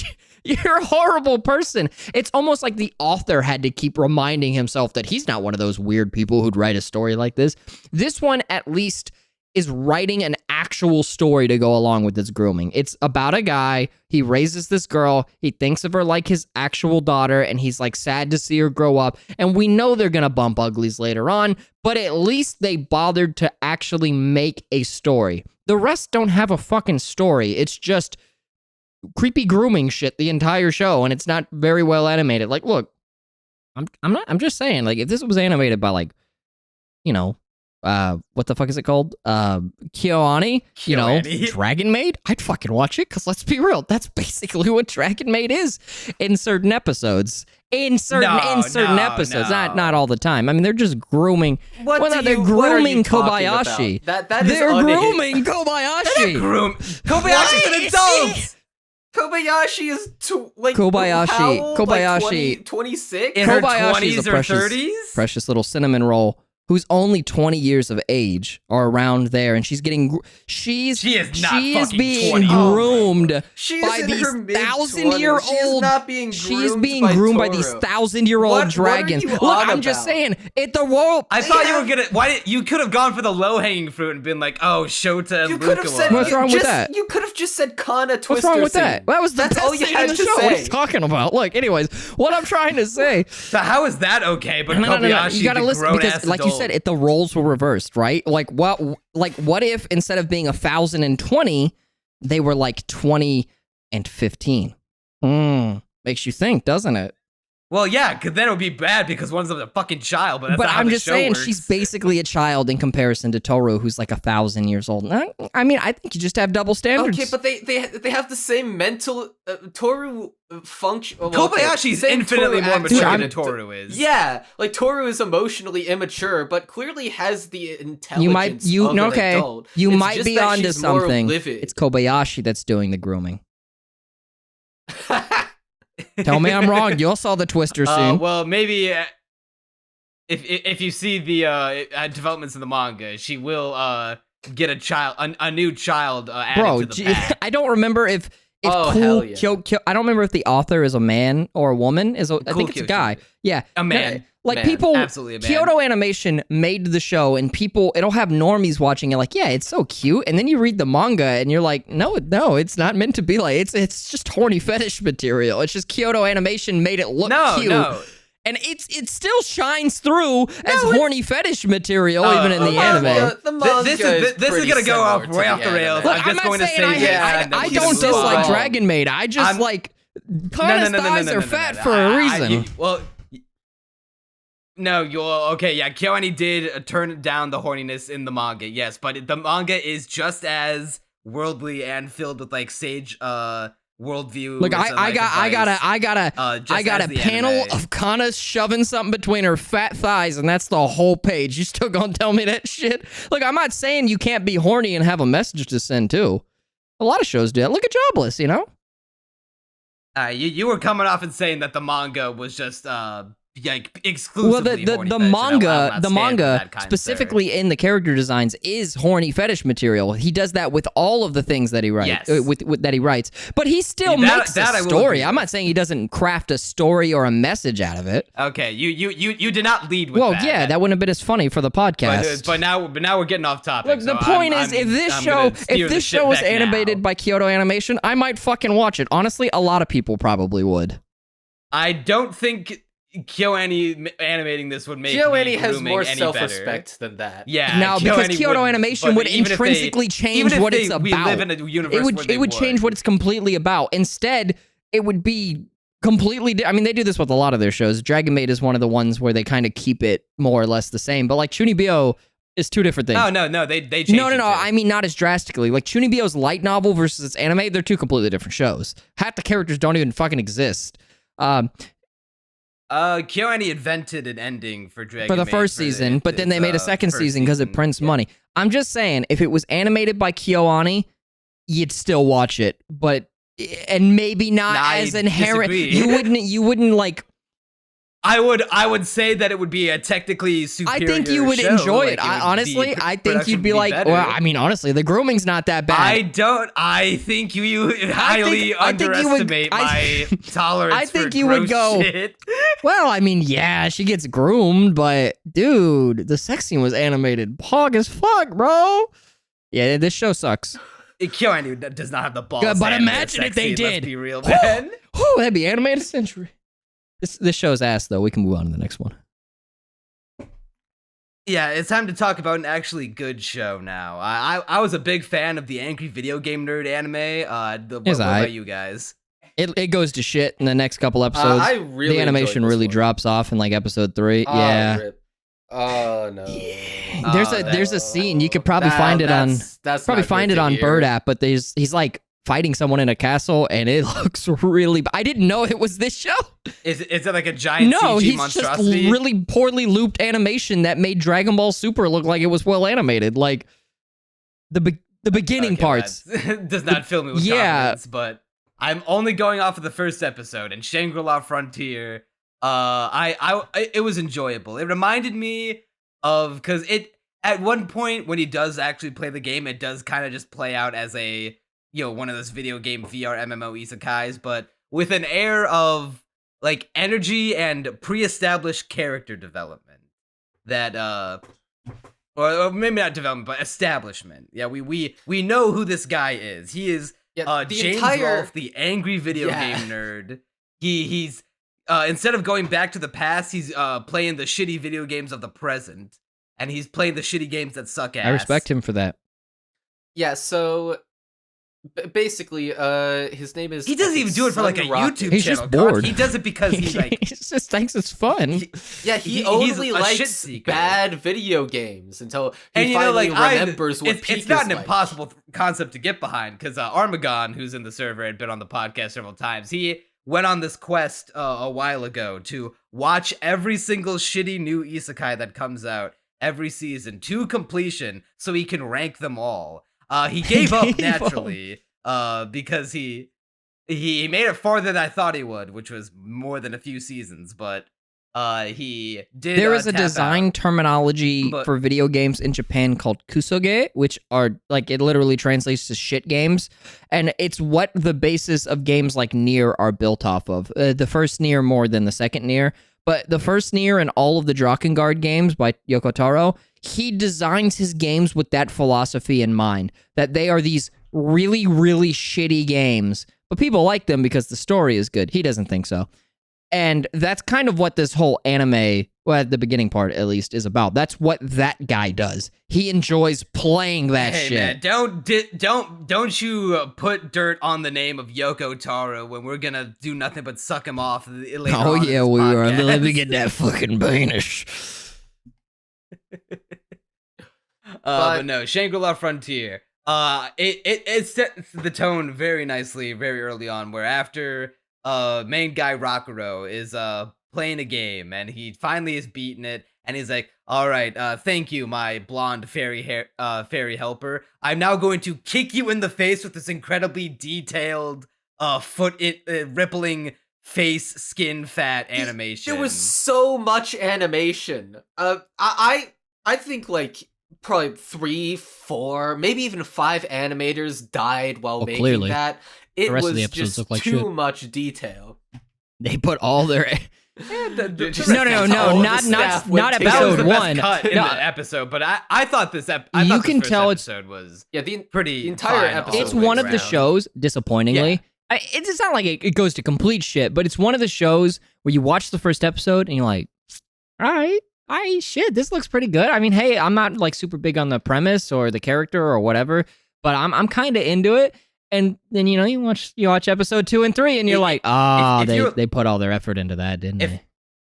If you were like me and you were a big fan of the angry video gamer Or the you're gonna get a irate kick out of the gamer, show. or anybody like them, yeah, you'll like the show. For me, I mean, it's alright. It's not anything fantastic. Is it supposed to be 24 episodes, right?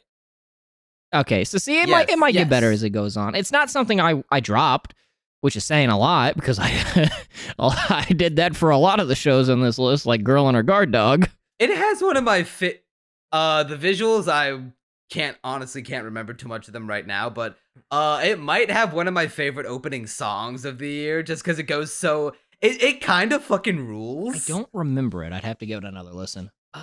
Yeah, I don't remember the OP either. It was the one that goes da da da da da da da da. It's Oh, like really okay, you just grungy. brought it all back. Okay, yeah, the opening goes so hard. You just brought it back. Yeah, it's like a 2000s punk band, like a really grungy punk garage band.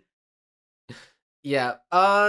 So this episode, it was a palate cleanser after watching 3 bad episodes from you. It was the first good anime I watched in this block, and it was just this feeling of perpetual relief of, oh my god, the pain, the suffering, it's over. I remember what good animation looks like, because it looked like a show that people gave a shit about. It had soul. The dudes, there's like the entire narrator It had explanation so of many why he video puts game on parodies in that little GameStop that he went to. Yeah, I'm sure you got a huge kick out of that. Me, not so much, because I'm not as familiar with video games. But I know I'm going down to GameStop after this podcast. Might pick myself up a copy of Shybim, maybe Comic Frontiers. What was it? Splatoon 2, but it has the Mario Kart 8 Deluxe background for some reason. And then yeah, there's not a whole lot to say about the episode other than it's fun and I like the main character. His obsession with bad video games is really infectious. But I do have to wonder that this is something I'm really curious about, because it seems competently written. So I mean, maybe Spuddle can enlighten us, but I wonder, since he's playing a god tier game, how is the thing about him being known for playing shit games seeker gonna work out? Yeah, like how is that gonna influence it going forward? My biggest fear is that the show will just devolve into he will be the best VR MMO game player. He'll just become if it becomes Beaufry, it will become not that good. I know Spuddle is hard disagreeing So with you hard right now, but I really don't want it to just become. It can't become. Beaufry. It can't become Maple Story, because even if it did, it wouldn't follow. Like, Maple Story is great because she's so stupid that she does things that developers wouldn't expect and breaks the game. Well, yeah, Bofuri is carried by the protagonist. Whereas here, literally the only reason why that show is here, watchable. he thinks in a way that developers would expect him to think, and so if he breaks the game, it's like he wouldn't really be able to. It wouldn't really be entertaining to watch. In this case, him playing a bunch of really shitty games is just going to equate to playing a really good game. First off, it's going to lead to a lot of funny gags, which is, he didn't expect something to work the way it did, but because he hasn't, I don't remember in the show if it even references. I love that. It's been years, since he's played a last good game. But the main thing is it's going to, you guys don't want it to end up like this, but it's almost definitely going to have him becoming the best in the game, just because if a normal player... Well, I don't mind if he becomes the best. I just want the fact that he's used to playing shit games. Yeah, that's where it's going to come into play, because most players, for example, wouldn't think to do... I'm trying to think of like a real-life video game, but most players wouldn't think to do something a specific way, but because he's played garbage games with shitty controls that you have to adapt to, his personality is infectious. Like, he's and so upbeat, talking and so happy to talk about how fucking terrible the games he's playing. Like when he goes to the GameStop and where he's a regular at, he talks to the shopkeep behind the desk. And she's like, "Hey, how was Phalia Chronicles that you were playing?" So he's like, "Oh man, let me tell you, man, it was like the biggest piece of shit I ever did play." It's like is it? The only thing it's missing is him literally doing the angry video game nerd isms.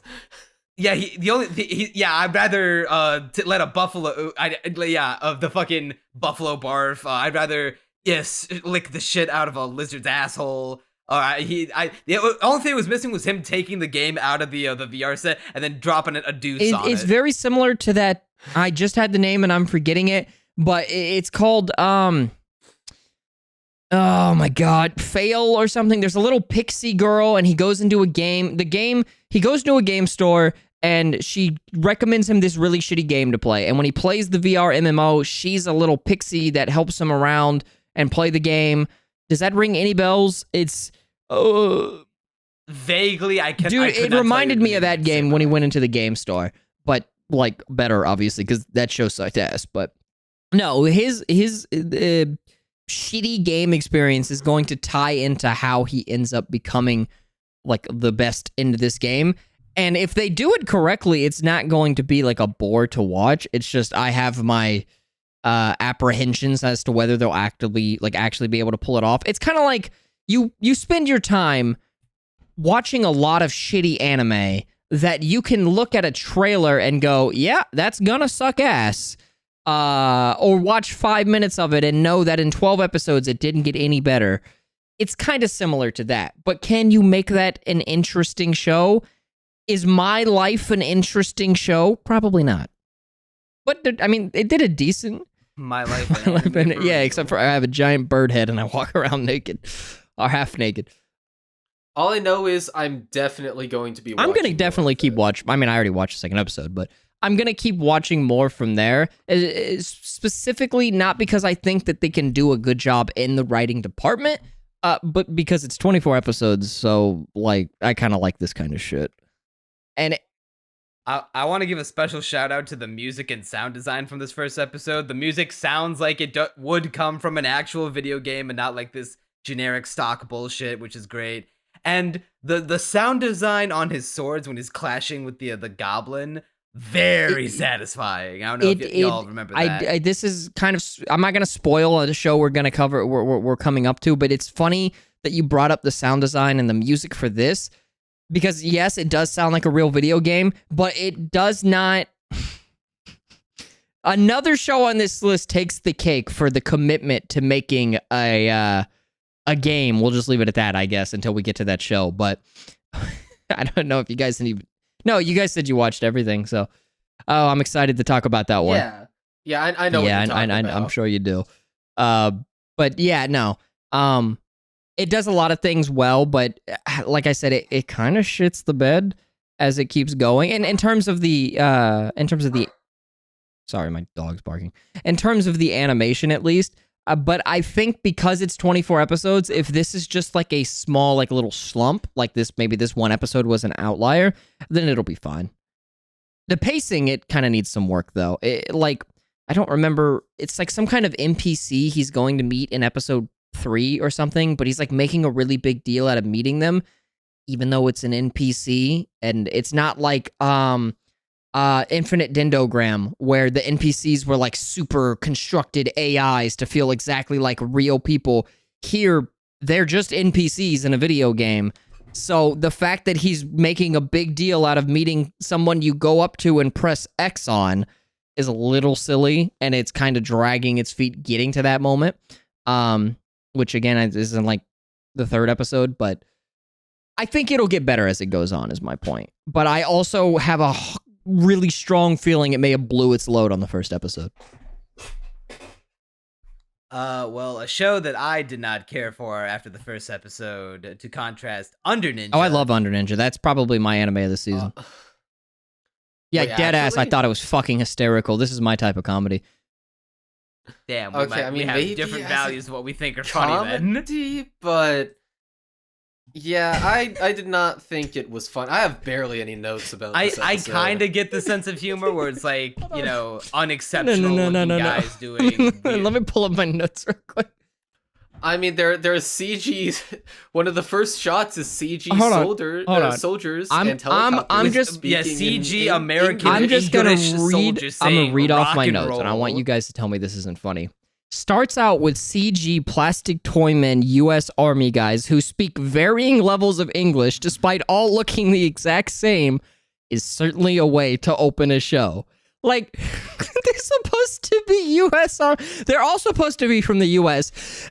They can only afford to get one. I get that, but it's the fact, and they had to have done this on purpose, that they literally get worse with each guy who affirms. He goes, yes, yes, yes.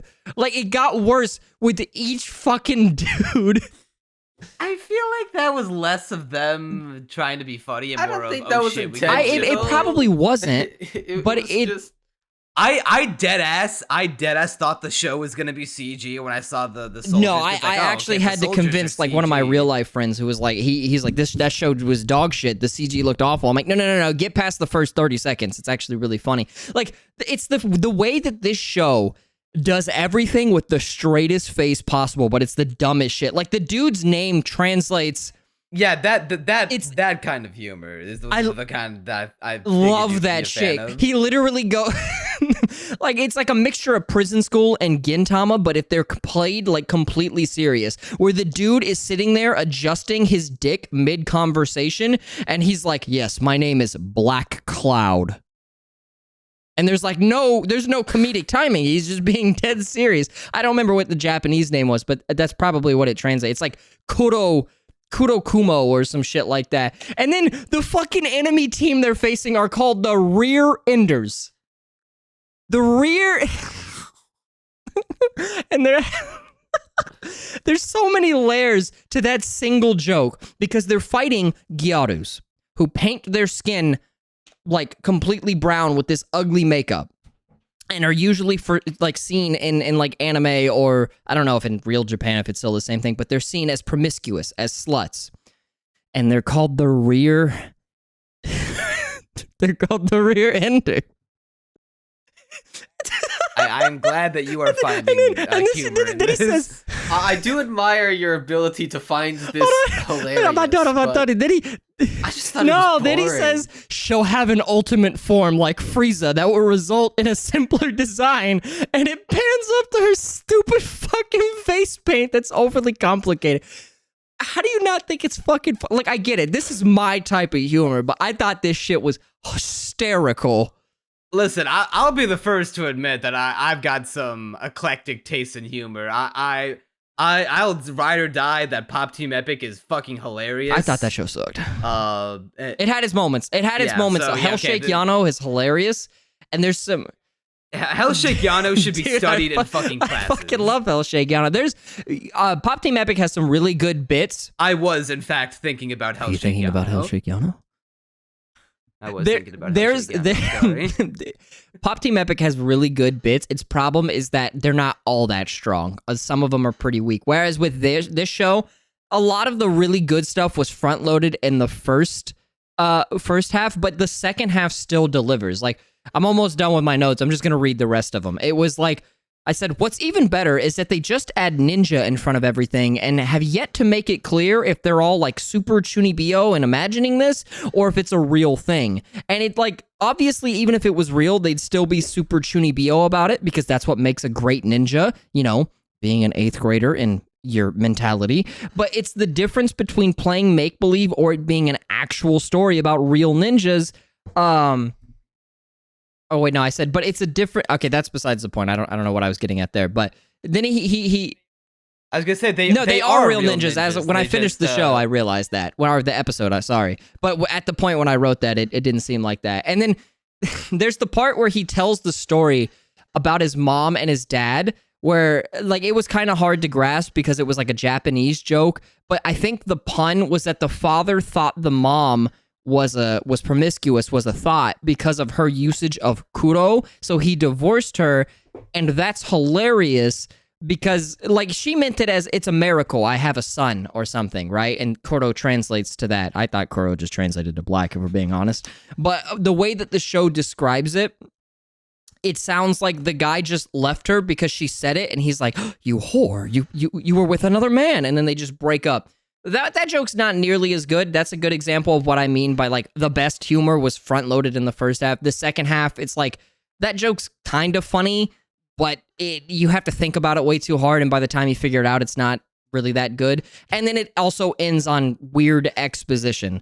But it's just like if it continues being what that first half was, then I'm gonna fucking love it. But if it's more of the second half, which was a little bit more like, it's kind of okay, then I don't know.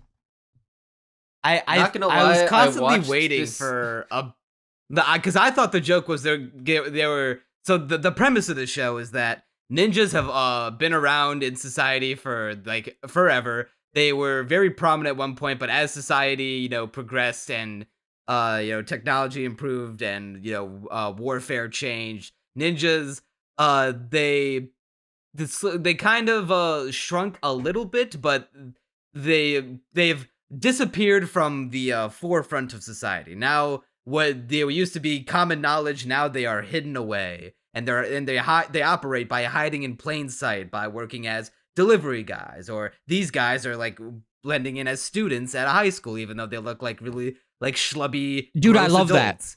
I love that shit.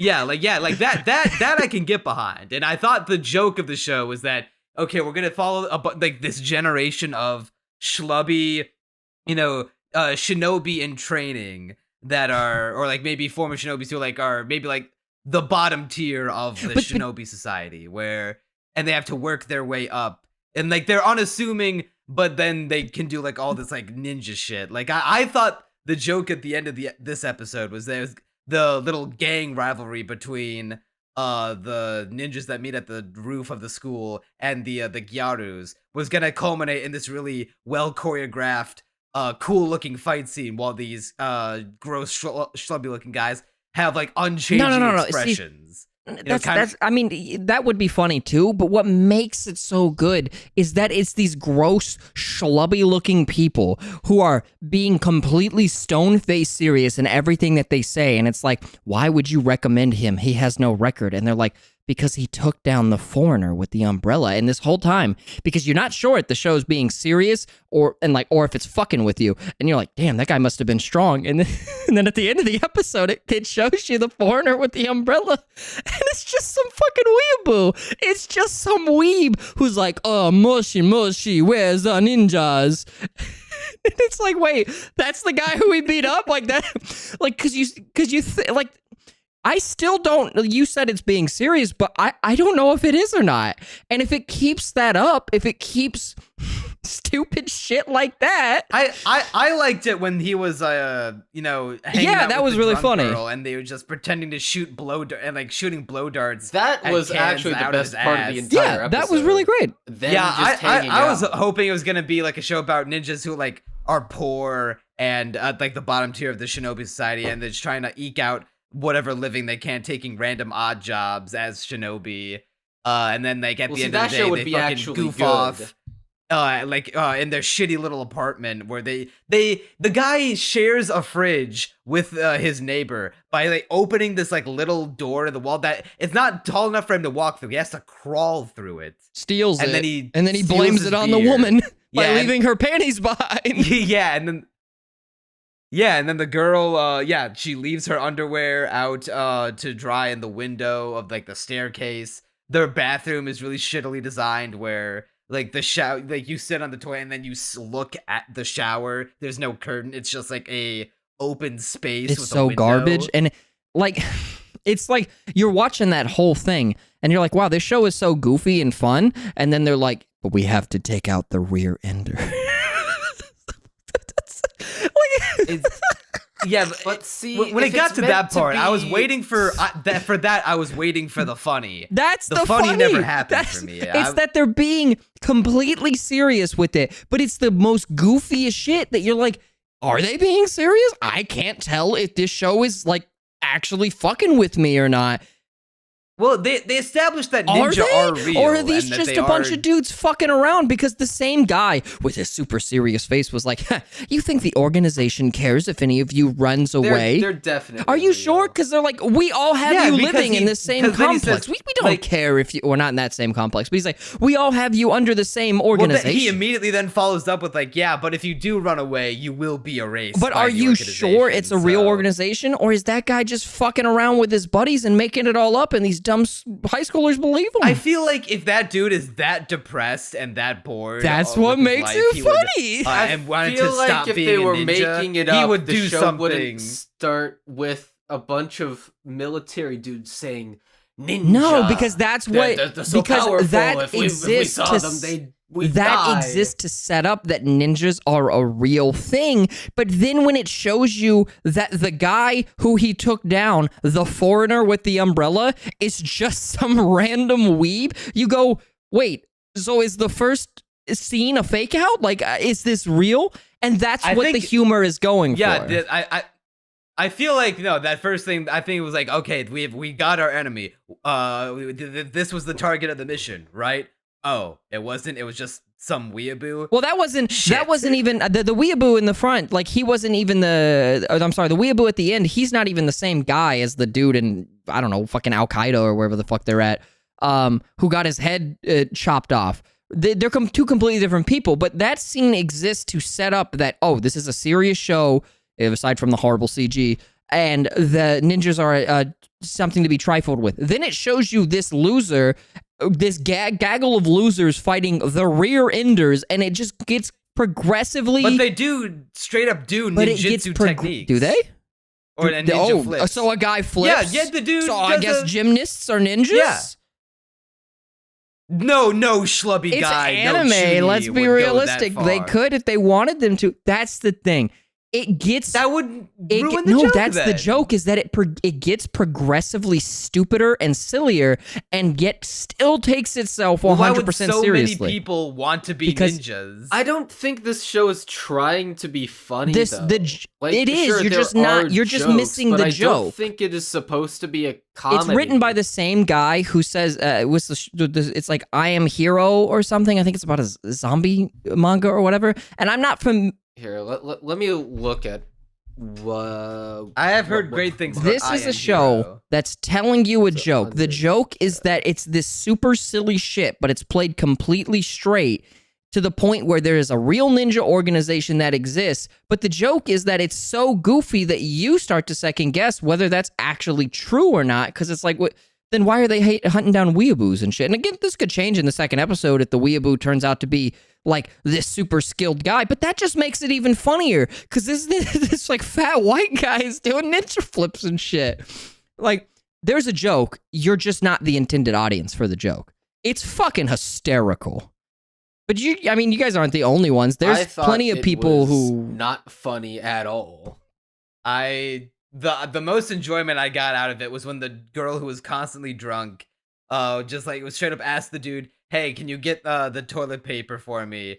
And it's like, what? You can just or if it's in the bathroom, why don't you get it yourself? I can't. It's all the way over there. It's like I like the idea of like she would allow the dude to come into the bathroom, but you can't like, look. Hey, don't look, by the way. It's a serious comedy show. And then he fucking like crawls along the shower wall by sticking his feet against the wall and putting his hands up against the wall and like sideways crouch. Yeah, it's fucking funny. walking. And then he does it perfectly, and then he looks and he gets punched in the face, and he's like, fuck. It's literally Miggy and Dally this same season. I'm Sakamoto Desu. Like those type of shows, they're completely. No, Sakamoto's way funnier. Don't even no. compare I'm these saying that they're the same genre. They're serious comedies. They're shows that take themselves. Okay, why is Sakamoto the funniest thing ever? Sakamoto was okay. I dropped it after episode 1. It wasn't that funny. I thought Tanaka-kun that aired that same season was a lot better, but it wasn't really, a funny show, I guess. Tanaka-kun is way funnier than this too. Again, you guys just aren't the intended audience. This show is fucking hysterical. I think You're right. Shows that aren't funny, I'm not the intended you could audience say for it's those. not You're funny, but then absolutely if you gave me a show you thought was funny, like Sakamoto, it was probably actually dog shit. We can spin our wheels and say comedy and humor is subjective I will all say day. that usually when someone says comedy is subjective, it's like it depends on the material. A lot of the times, because there's an objective way to tell jokes. Like, it's been that way throughout history. But in terms of the material that's being presented, not everybody's going to laugh. Of what people find funny. Hey, there's a difference. There's and in difference. this is a perfect case of that. This is something that has an intended audience, and for the people who get the joke, they think it's fucking hysterical. For the people who don't get the joke, it's pretty shit, isn't it? Well, I don't like this implication that I don't get the joke. I do get the joke, I just don't think it's that funny. That's fine. That's okay. I just don't think this show has the comedic chops to tell the joke well. There's not like... I don't know, it just doesn't feel so intentional with the way it tells its joke, as compared to something like Tanaka or Sakamoto or Nichijou, where, the shows just go all in on the punchline. I mean, this show literally... as compared to this. The punchline is that it's serious, but it's innately goofy. The fucking army guy says, "Thank God in your mommy that you didn't run into Ninja." Like... They literally, the army guys say rock and roll, which is like the most American soldier things funny they as could fuck. say. It's goofy in a fun way, but if you're not into that kind of thing, it's fine. But to say that it doesn't go all in with this premise is disingenuous, because it does 100%. If you think it didn't, then yeah, you didn't get the joke. Well, you say it doesn't go 100% all in on this premise when you admitted yourself you're not even 100% sure. No. I said I'm not. No. I said I'm not sure if it's being like if all of this is actually serious or if all this. I am very confident that ninjas are in fact real in this show and that these guys are. But whether they are or not adds into the joke that it's going for. Because if they're not real, it's funny because they're all making it up. If they are real, it's funny because they're all stupid, schlubby dudes who do this crazy shit. Yeah, I feel like that's probably the joke is of the the show. joke. They're ninjas, but they're stupid, probably ninjas. That probably is the they're joke. Like I feel like the this furthest show would ideal be of a funnier. ninja you can The main imagine. issue... I feel like this show would be funnier is if they made it obvious that they're all making it up, that it's just that a would bunch be of awful. high I schoolers fucking who are hate Chibios, narration. And I think I think Kaguya in the first two episodes is actively unfunny because the narrator doesn't shut up because he has to explain the joke to you. Kaguya does get better because the narrator shuts the fuck up, but you never want to explain the joke or make the joke obvious because then that makes it not funny. I'm not saying you have to explain the joke, but I'm saying make it clear that they are in fact Chinibyo. Like there are ways to do that. Well, they may. If they have someone poking holes in their ideas, and then the joke of them facing Gyarus, where it's obvious that both of them, both sides are just a bunch of Chinibyos, and then they completely fail at doing basic ninja warfare. Yeah, you could do that, and you could make a standard comedy. But this show is going for layers. If it were to reveal its hand that early. It's like an onion. It is like an onion. It makes some people laugh until they cry, and it makes other people go, "Oh, I don't like that. That smells. That hurts my eyes," and they push it away. For me, the only thing I could really complain about this show. The pacing is kind of shit because it starts out in media res, and while that's fine, because like I said, it builds up to the joke. From what I've heard of episode 2, it's still doing weird flashbacks as he slowly like walks up to the Gyaru chick, and that does not get resolved by the end of episode 2. So I haven't watched it. I don't know if the flashback shit might be hilarious, so I won't care. But it is a little bit of an odd decision, and I don't know if that's something the source material did or not. But yeah, the joke, they're going for layers with these jokes. And if you get the joke and you don't like it, that's fine. It's a comedy show. You like, there's people who don't like Konosuba. I don't fucking know like what's wrong with them, but that shit's hysterical. But there's people that exist that are like, yeah, no, it's, you know, it's not that funny. But then there's also people, and you'll see them on like Bird app, who are like, oh yeah, motherfuckers who pull no bitches and get no hoes, no, or whatever that meme is, right? Like, oh, they like it because the golem flicks darkness's titties, and it's like, damn, that's not why it's funny. But you know, you guys got the joke, you just didn't find it funny. Whereas I feel like a lot of people aren't gonna get the joke and are gonna say, yeah, it's bad. I'm like, that's not bad. You're just not smart. I just like to piss off the audience. We can move on to the next show now. I think this was a 10 out of 10. Yeah, because is it Under Ninja or Hoshikuzu Telepath? Under Ninja, well, 10 out of 10 is being a little bit exaggerating, but I think this was a solid 7 to 8. Hoshikuzu Telepath, I also liked this show. I was surprised on how much I like it, because Crunchy knows what we're talking about. This was our buddy Vlusky the Husky, a guy who made the overlay for the podcast and has a channel you should subscribe to, linked below. He is like, this is his ride or die and has been for months, ever since he found out that it was getting an anime. He had been constantly hyping it up in Crunchy's Discord and on his Twitter that this was going to be amazing, that did he have this manga listed as a 10 out of 10 on his AniList page, Crunchy? You know, I haven't checked what he has the manga as, but he already has the anime as a 10, so I'm willing to bet he also has the manga. What would you give it out of a 10? Based on this first episode, a 6. Well, 7, 8 if I'm feeling generous. I would not give it a higher. 6. It would not, definitely a not. solid 6. Says like 7. I know those forehead touches were really good, and the forehead touches are like hard carrying it to an 8. If it didn't have that, like 7, maybe. It's like a. I would not, definitely not an 8. I in no universe would I say this first. Maybe it's weighted against all the other shows in this block, because Bagels. What would you give it? So maybe we're operating on like a bell curve. But you know, granted. This block is mostly, I'd say it's in the top 3 shows of this block. I wouldn't go that far. But actually, I liked it. I would go that far. I thought I was going to get annoyed by it, but I actually really liked it. It's just... Well, my biggest problem with the episode is that it does that thing where it's overly front-loaded at the very beginning. And granted, this problem will inevitably go away, which is why I do have faith in it becoming a really solid time. But the very beginning of the show is very, very stuffed with monologuing and narrating the fact that she is shy, when you what I would that I was not. Well, I hope she gets the help she needs personally. This is the one time where me and Neon Manta are gonna agree on monologuing. Because I like monologues, right? I think it is the most direct way of getting into a character's thoughts. I like how personable it is, how direct it is. It's a way to make you feel very much like rooted in a character's perspective. And I never said that I flat out hate the idea of internal monologue. I hate when it's pointless. I'm not saying this about you. And waste time.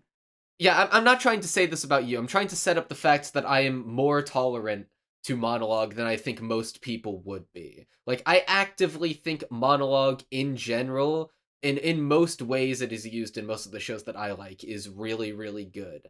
But what I don't like, what I think every show needs to do, literally, like, almost all of them, very few exceptions, you should have a moment where you are mostly showing instead of doing any telling. You don't even front load any narration. You just show like maybe a little bit of narration for the basics, but you don't want to overdo it, right? You just want to show a character acting in their natural habitat, just doing what they do. And then 5 minutes into the first episode, you have the monologue that appeared in this show in the first 20 seconds.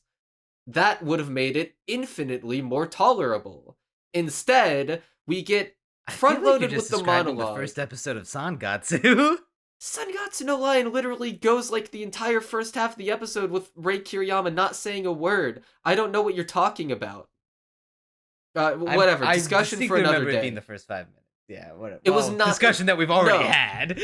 It's not the first okay, maybe not literally the first half, but a good long while of not talking, and then we're getting sidetracked, but we all know how wrong Neon Manta is about everything.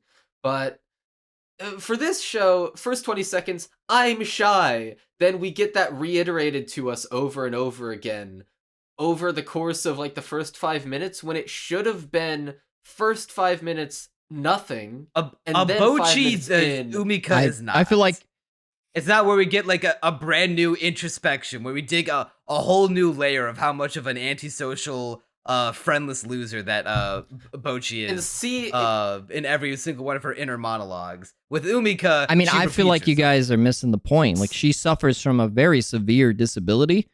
I mean, it's crippling shyness, like that hit new anime, but instead of becoming a hero, like in that anime, she's deluded herself into having imaginary alien friends. Like, where's the parents? See, the monologue. I'm saying, no, you misunderstand. Has to repeat it to herself over and over again because, like, her thoughts are on a loop. It's like so. She's monologuing in the beginning because it's showing you an insight. Well, I mean, obviously, it's explaining the plot to you, but it's showing you an insight into this character that she's definitely got something wrong in her brain, and that. Oh no. Both her and you have like super autism. What are you trying to say here? And they're able to connect telepathically using their mutual autism. You said you. I thought you meant me. I was like, wait, what? I was like, oh, he's talking about the pink-haired girl. Well, probably. Well, yeah, probably. We do live in the same area, so we can. I mean, he's not entirely. We live in Florida. We can test this out IRL, but I'm saying between you, the pink-haired alien anime girl, and Umika, when they touch foreheads and they do communicate with their psychic mutual autism link, their neural network link, through how autistic they are, they do. I like 100%. I don't think she's an alien. I think they're both just kind of on. I want to believe that she's not an alien because I feel like that would make the story goofy, better. Like if she's actually an alien. I like the idea. I have I have the pit in my stomach that she is an alien, like the idea. She's almost certainly an actual alien. There's no way. Because the good version of the story would be like, oh, this whole time I thought I was, she was being able to read my thoughts and like be there for me because she has this alien power. Oh no, she just like knows what I'm going through and is like, she's kind of like a weirdo friend. She's just a socially awkward gay girl, and she got to come to terms with that. You know, it's like this show reminded me. I don't want her. You know, from the like when I see her talk about how. Oh, I cannot like make friends with any of these Earthlings, so that's why my dream is to be an astronaut and like a space rocket engineer, so I can go into space and befriend aliens who I can just like psychically communicate with, and they'll be able to understand me better than the Earthlings ever will. And I'm like, that's so pathetically desperate. It's fantastic. That's like to seek for any validation for the reason like that has to be why I have no friends, because I'm not like these Earthlings. I'm like probably more like these aliens. She's a teenage girl. You know, she's making up excuses in her head because she doesn't want to put herself out there. Bochi was a great show because Bochi realized that she had an issue and put herself out there. And like a lot of people connected with her because they're like, she's just like me for real. But in reality, and I said this back in my video on it, she's not like most of the people that are watching that show because she endeavors to become a better person. Whereas this girl is what people dislike about themselves, how they don't try to be better and they pin it all on something else. In her case, though, she's like 14, so it kind of makes sense that she's like, it's not that I can't talk to people, it's that they can't understand me, so I need to become friends with aliens. What's interesting, what I like about Boshi is the contrast and the contradiction of her explicitly wanting to be an attention whore. But it's the way she does enjoy it when she gets praised. She does enjoy when all eyes are on her, and deep down in her heart, she wants all eyes on her, and that's she wants to be the center of attention, the main attraction on stage. But because she's such a crippling, lonely, antisocial loser, she can't. Yeah, she can't make those dreams into a reality, and she feels bad about herself, and that's part of what I'm working on in my video is explaining to the audience exactly how much of a loser Bochi is and how she is able to grow throughout the show. Whereas Umika is just a typical it's not that she doesn't want the attention of the world. She just wants friends, but it's definitely it's a shittier version of that kind of that character trope, right? Where Bochi takes that trope and it went wild with it and perfected it, made it really good. This is more like Hitori Bochi, the original one, where they play into the fact that she's a socially awkward loser. A Bochi rock did in fact show up in the show. Wait, what are you talking about? And did you not see You're talking about the Baki? Rock? The literal hiragana for Bochi that falls on her head in the shape of. Oh my god, no, I didn't think about that. There's one show this season. I literally wrote in all caps. Bochi rock. I don't know Japanese, so I didn't. That's that funny. one. No, that's fantastic. But my point was, yeah, it's more like Hitori Bochi, the other one before Bochi the Rock came out, where it plays into her being a weird loser who can barely talk, and she makes these more rambunctious friends. And here the entire idea is that the Yuri vibes are turned up to 11, because in Bochi the Rock and Hitori Bochi, it's the typical it's all girls so they must be gay but not really type thing. Here, no, they don't try to hide it. My girl blushes. Well, unless you read the manga, in which case you find out Bochi is very much. I think Bochi wants both. To be real with you, Bochi's definitely a raging bisexual. I disagree. In the manga, she's exclusively only when she talks about getting the adoration of a romantic or sexual kind. She exclusively refers to. Well, that's because females. It's published in Manga Time Kiara and Men Are a Sin. In the anime, she has you see in the flashbacks it's both men and women, but that's besides the point. I don't care if Bochi's gay or not. In the Gojin, she's taking the dick, and that's all that matters to me. No, but yeah, in this one it's they're very super gay. I love it. And that's probably why I'm more lenient to get maybe my Yuri bias. She has why I'm more leniently positive on this. She has her sexual awakening in this episode, but then still gets hung up on wanting to be friends with Alien rather than just being like, oh shit, I think I'm gay. Adachi and Shimomura is something that takes this completely seriously, where the girl doesn't have any friends. God, I need to watch Adachi. You gotta watch it, it's so good.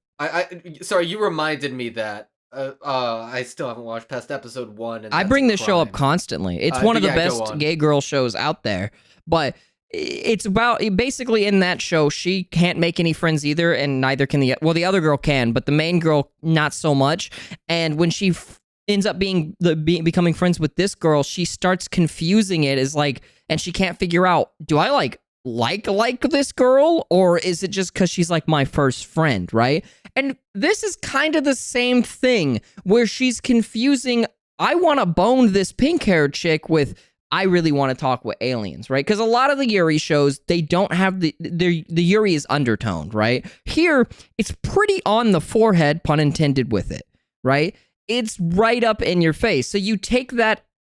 She does make a very it's basically a kiss explicit, at the end of the episode. I posted in Crunchy's server where it's just I feel like she just This looks like a post-cum that, face. but also at the very end where she like leans in for the forehead, but it's specifically framed as a kiss. Yeah, and it's like explicitly as and a kiss, when you take that, she's got that aspect, and the little bit at the end, very end of the episode, where after the credits roll, where the alien girl is hugging Umika and like putting her cheek up to her and she's cheek, like, "Ah, yes, forehead is the best one." More and more embarrassed. It's that aspect of Adachi and Shimamura. Also, the overall general music, including the opening, which is sung by the exact same person, Miku Ito. I think she's a voice actress. Excuse me. And the fact that there's like a random alien girl, and then there's the super loser but it's funny aspect from Hitori Bochi, where she even makes very similar faces, like when she gives her the number and she just starts crying, and you could tell what the influences for this show were for the author. The art and animation of the show is also carrying it in my mind, because I was watching this show compared to so many other ones. I was like, oh right, this is what animation can do. You could be like expressive, and you can have, you know, crazy bombastic displays of emotion for both like emotional. It did have like the facial animation inside. It did have like a CG hallway background at like midway point through the episode, and I didn't hate it. I was like, I kind of like it. It gives this weird effect. I must have been distracted by it because I just kept thinking of the girl of alien girl having that dog in her going Mavra. The show is cute.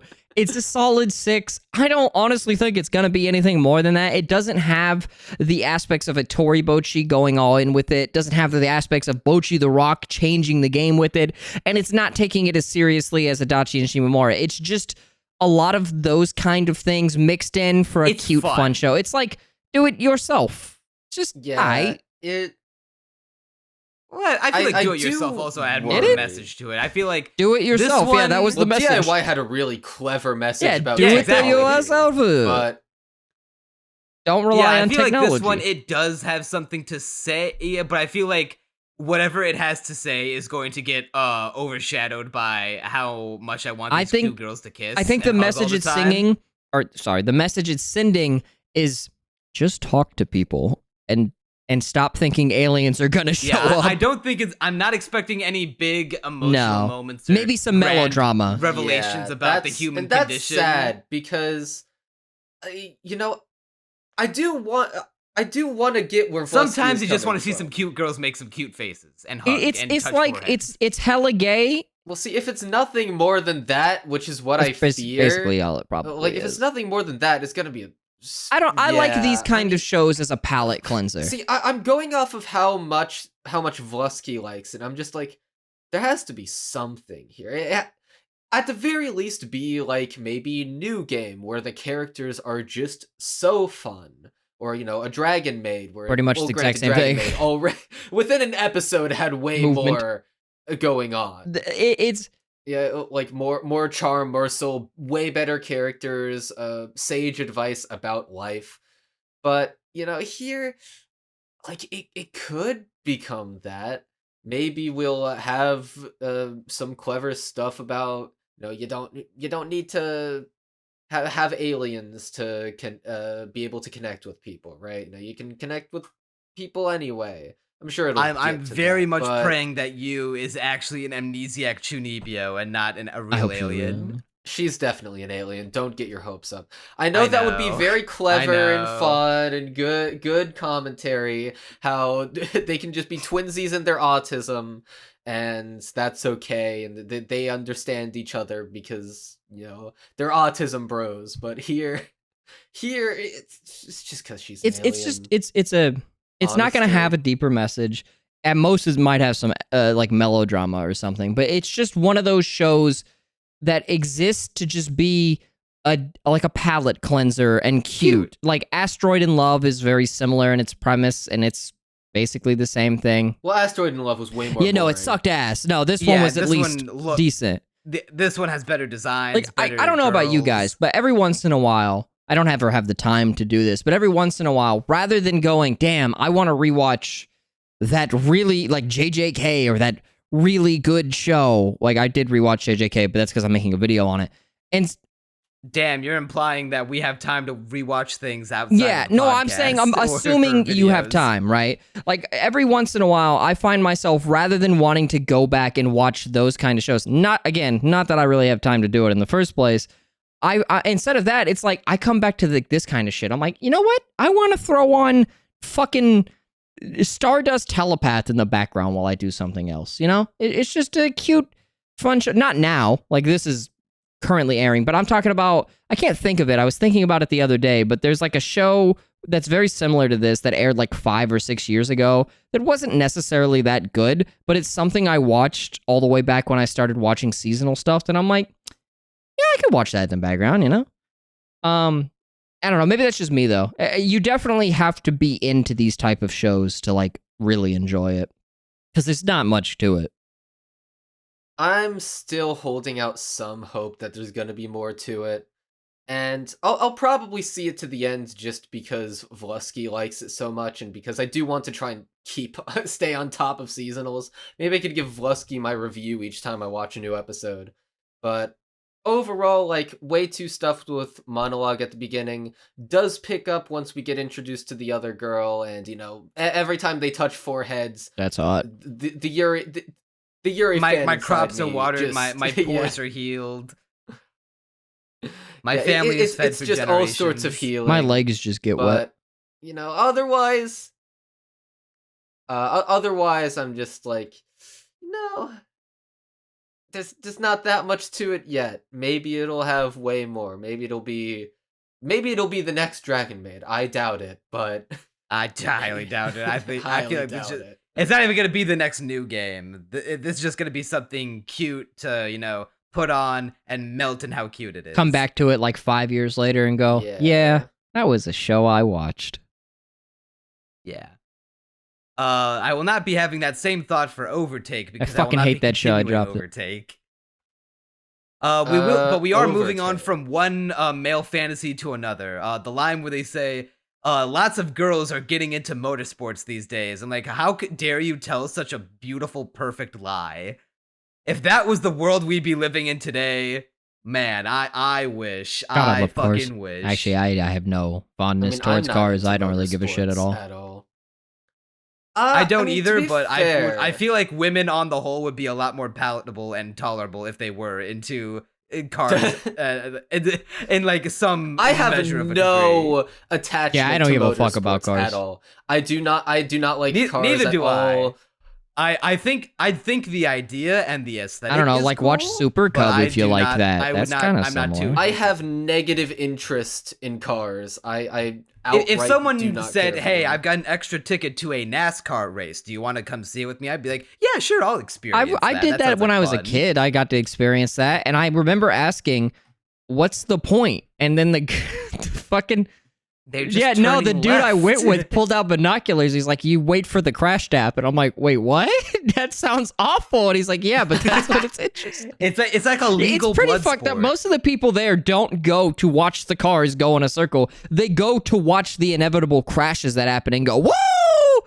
It's really fucked up. Hicks are weird, but I fucking hate this show. Like, we took it off the list. Motherfucking Ghost. I love that show. Apparently a sequel to Initial D. I don't know. I didn't even notice it, but it was a lot better than this because it not animated. It looked like shit. It was a lot like it was. There was characters in it. There was a little bit of soul, and you're like, yeah, I can kind of get behind this guy wanting to drift and the girl dressing like a slutty rabbit for some reason. Like I'm into that. Well, see, the cool thing about Initial D is that it's like this was more like in motherfucking Ghost. It's like now become official or whatever. It's like an actual sport, but it is official. But it's like it's not. You know, you're not using Formula One cars. They're driving through a city. Well, like, they're driving on like these tracks that were already built for them. At one they used to be roads, though. Yeah, that's besides the point. It had more character to do it. I mean, I didn't like MF. Motherfucking Ghost was let's put that like aside. It had character to it, and it had character dynamics for that matter that I was interested in. It just looked like shit. Whereas this looked pretty, and I'm like, fuck, it's so goddamn slow. Like, why does he? It's so boring. Like, he does something. It's just talking dialogue after dialogue like, after dialogue, walking down a line of like car tents. And nothing fucking guy happens outside of the occasional I wasn't actually bouncy animation.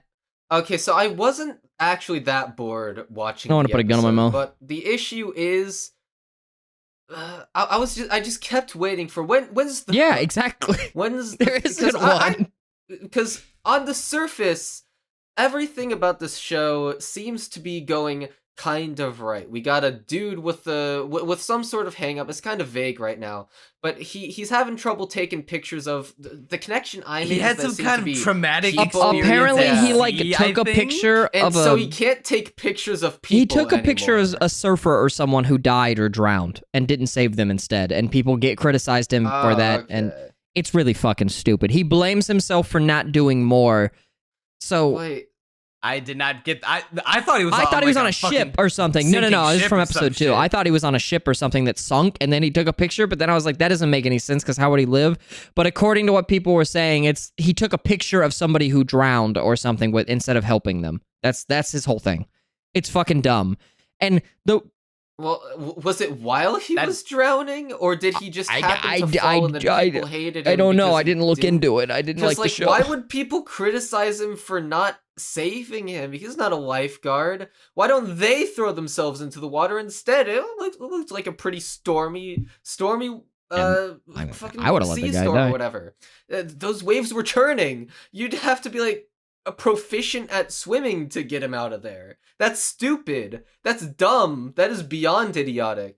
But anyway, that aside, I feel like I would have liked this show a lot more if, and I rarely say this. I feel like I would have liked this show a lot more if it were live action. Yeah. Because I feel like these CG like racing scenes have like no weight to them and no sense of speed. Whereas in like this is the only thing I pull off up top of my head because it's the most recent thing. Gran Turismo, the movie that at first I was making fun of because it has a really fucking stupid premise that you shouldn't make fun of for, but apparently I've heard it was kind of good. Probably decent. But you see, you see these racing scenes, and you see like how they're driving real cars down these real tracks, and you get the sense of speed that they convey. You don't really get that in the show, which is I feel like the number one thing you should prioritize if you're a show about racing. Well, see, I care more about the story, but like I couldn't because this is like technically a sports anime. Yeah. And if your sport is boringly conveyed. I mean, I didn't think it was, to be fair, when it transitioned from like normal 2D animation to now we're on a 3D track with a 3D car, I was like, this kind of feels like a different show in terms of its visuals just because it's all in CG. So that was a little distracting, but otherwise it's not horrible looking. But what really sticks out to me designs and art were fine. They had the animation had some fun bouncy animation. The directing sucked dick. That's the biggest problem. Yeah, no, it was like shot, reverse shot, flash. The worst part, it's like, I think when she first lets him out of the car and he thinks about something, and then you're like, all right, next scene. And then it holds on the fucking scene for 4 seconds and he doesn't say anything, and then it moves on. I'm like, what the fuck was the point? Like, the pacing and the directing are fucking awful, and it was a slog. I swear to God, I thought this was a movie. It was so fucking awful to get through. By the time I got to the end, I was like, you know what? I don't fucking care. Fuck this guy. Fuck his stupid problem. I hope the cars crash. And then I dropped the show. See, what got me at the end when he cried was when he gets his mojo. He gets his mojo back for taking pictures because he gets invested in the race, right? This is coming to Jesus moment about the race. So the driver, his tire pops, right? He gets to the side. He got real hard on that one. Damn, can't race anymore. He was like, damn, I hope he'll die. I'll get another picture of that. And he is holding in the tears, but then he lets it all out in the corner.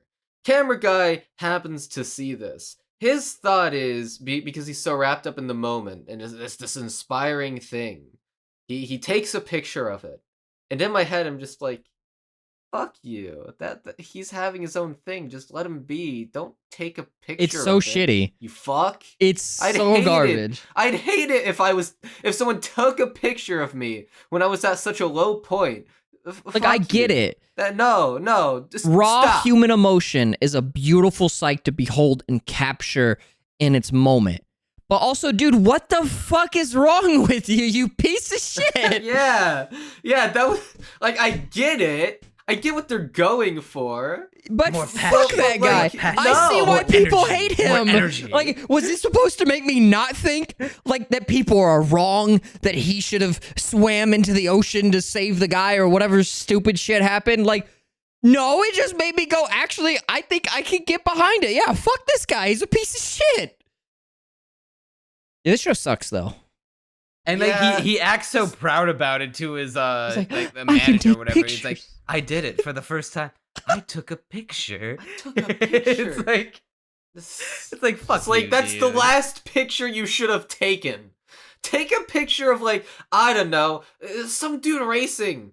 Just do that. That's tons of raw emotion. He's driven. He wants to. He's literally driven. He's literally driven. You know, he got the drive. It's all about drive. It's all about power.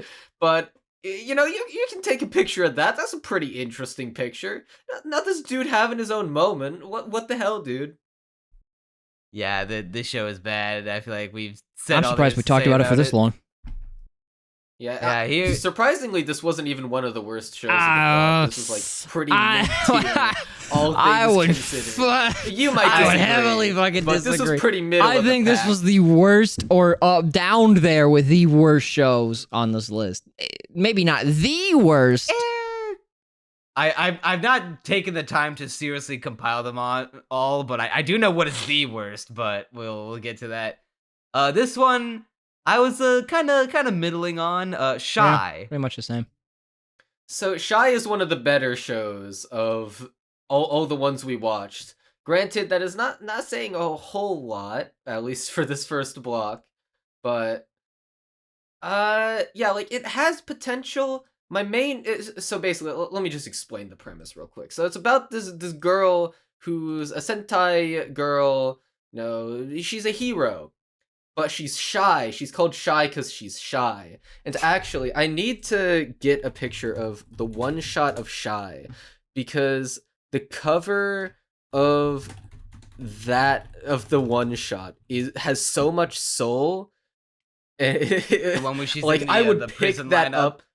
Yeah, so Spuddle, I'm not sure if you've seen this, but it's such a good cover. Is this the same show? I wish the show was as good as this. It's the one shot for the manga, like that. which eventually That's hot. That's some became the Dojin anime. shit right there. Yeah, like I wish the show was as good as this picture conveys. But please, Editron, put it on screen. It's so good. It's one of the best covers I've seen in a while. It has so much soul. The do not take my photo and the adorable face next to it. The art is Like, the way great she's too. covering her face. Yeah, it's everything about it. It's what you is think this show so would be about. Masterfully done. Yeah, it perfectly captures this aesthetic of, like, the brave hero contrasting versus this super shy girl who's, for whatever reason, you know, in the prison lineup. Why is that happening? Read it to find out. But then you compare it to the actual Volume 1 manga cover. Yeah, so that's a downgrade if I've ever seen one. The art's nice. See, I like the way it's drawn, and I do like the art style. It But doesn't have does that not have the same same raw, personality. evocative emotion that first one gives. They took the Yes, soul out. exactly. That's the issue. Soul with a V is how you soul describe versus the first soulless. cover. Yeah, soul versus soulless, quite literally. If she's so shy, why doesn't she wear pants? Because you would think that she wouldn't want to be seen in a leotard if she's shy in the first place.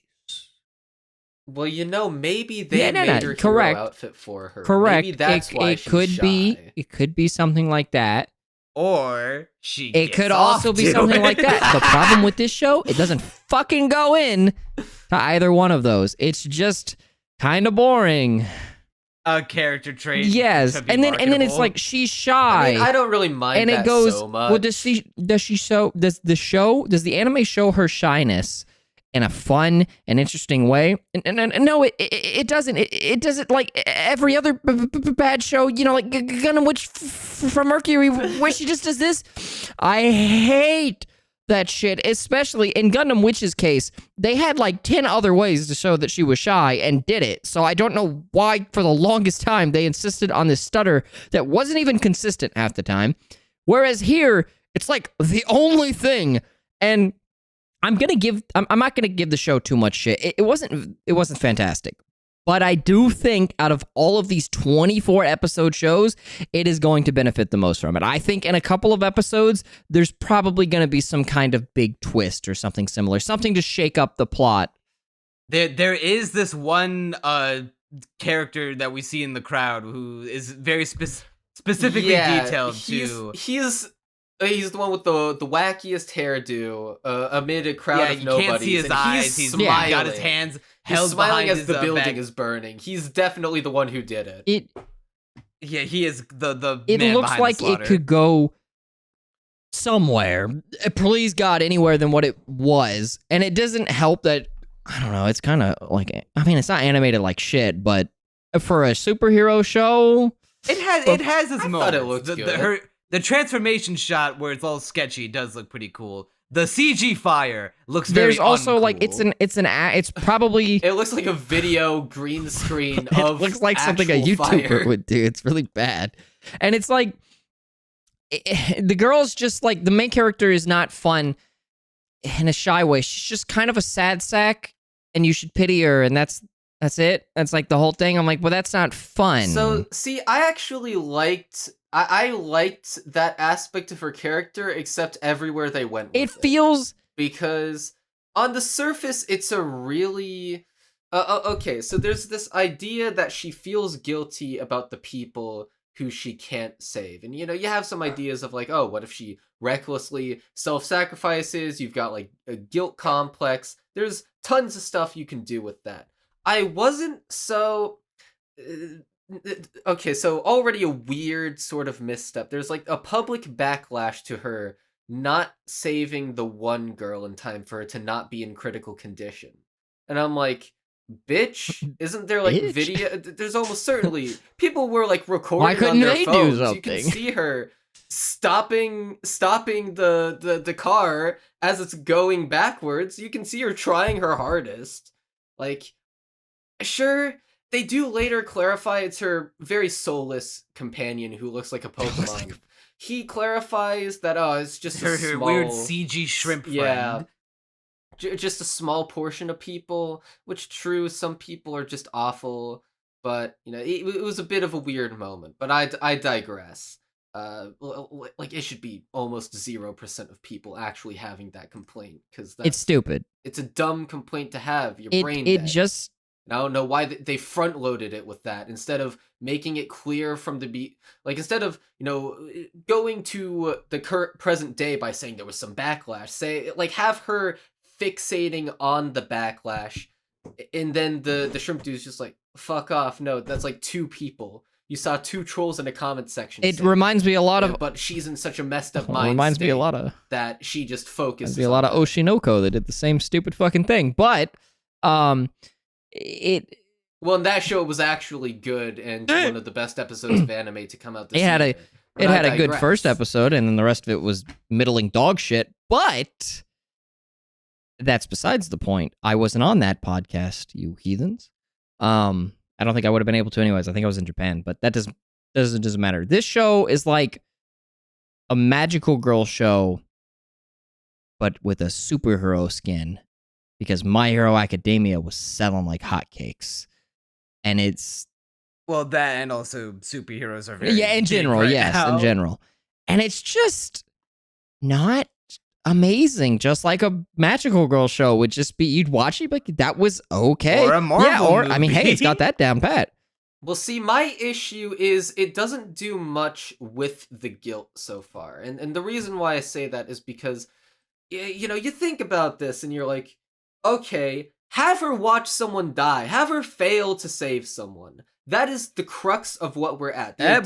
She does do that. She didn't save everyone. the one girl, and she I don't think it's going to be permanent. I think it's because they never in the first episode they don't make it explicit. She does. We see her at the end with crutches, and she's walking around with one leg broken. So I don't know if that's like that leg is permanently handicapped. If it's permanent, that might be epic and awesome and do a good actually no. thing for the show. Has to be temporary because if she was because otherwise she would have a wheelchair. It's so sickly. I think it's so sickly temporary. Sweet though, because it's like, okay, so she's unconscious. But then she wakes up and now she's her classmate and she's gonna like say, hey, you don't have to feel bad for yourself because I'm okay. And then there's like this mother who's unconscious next to the baby. She catches the baby. She saves the mother. The mother woke up. Hey guys, the mother, like, she has her pulse back. No, the mother should be dead. She should have failed to save that sucker. She should be confronting that, right? The hikikomori stuff could have been handled better too. You could have placed more emphasis on that. Maybe have it like Crunchy. Don't you mean hikikomori? Is this a joke? Oh, listen. I know I mispronounced it in my Onimai video, and I know you'll never let me. Oh, that's the joke. But I've been saying hikikomori for so long, right? It's been a while since the Onimai video. He's saying it right now, but he I mean, was not technically, right if you say hikikomori really fast, like, he's not incorrect.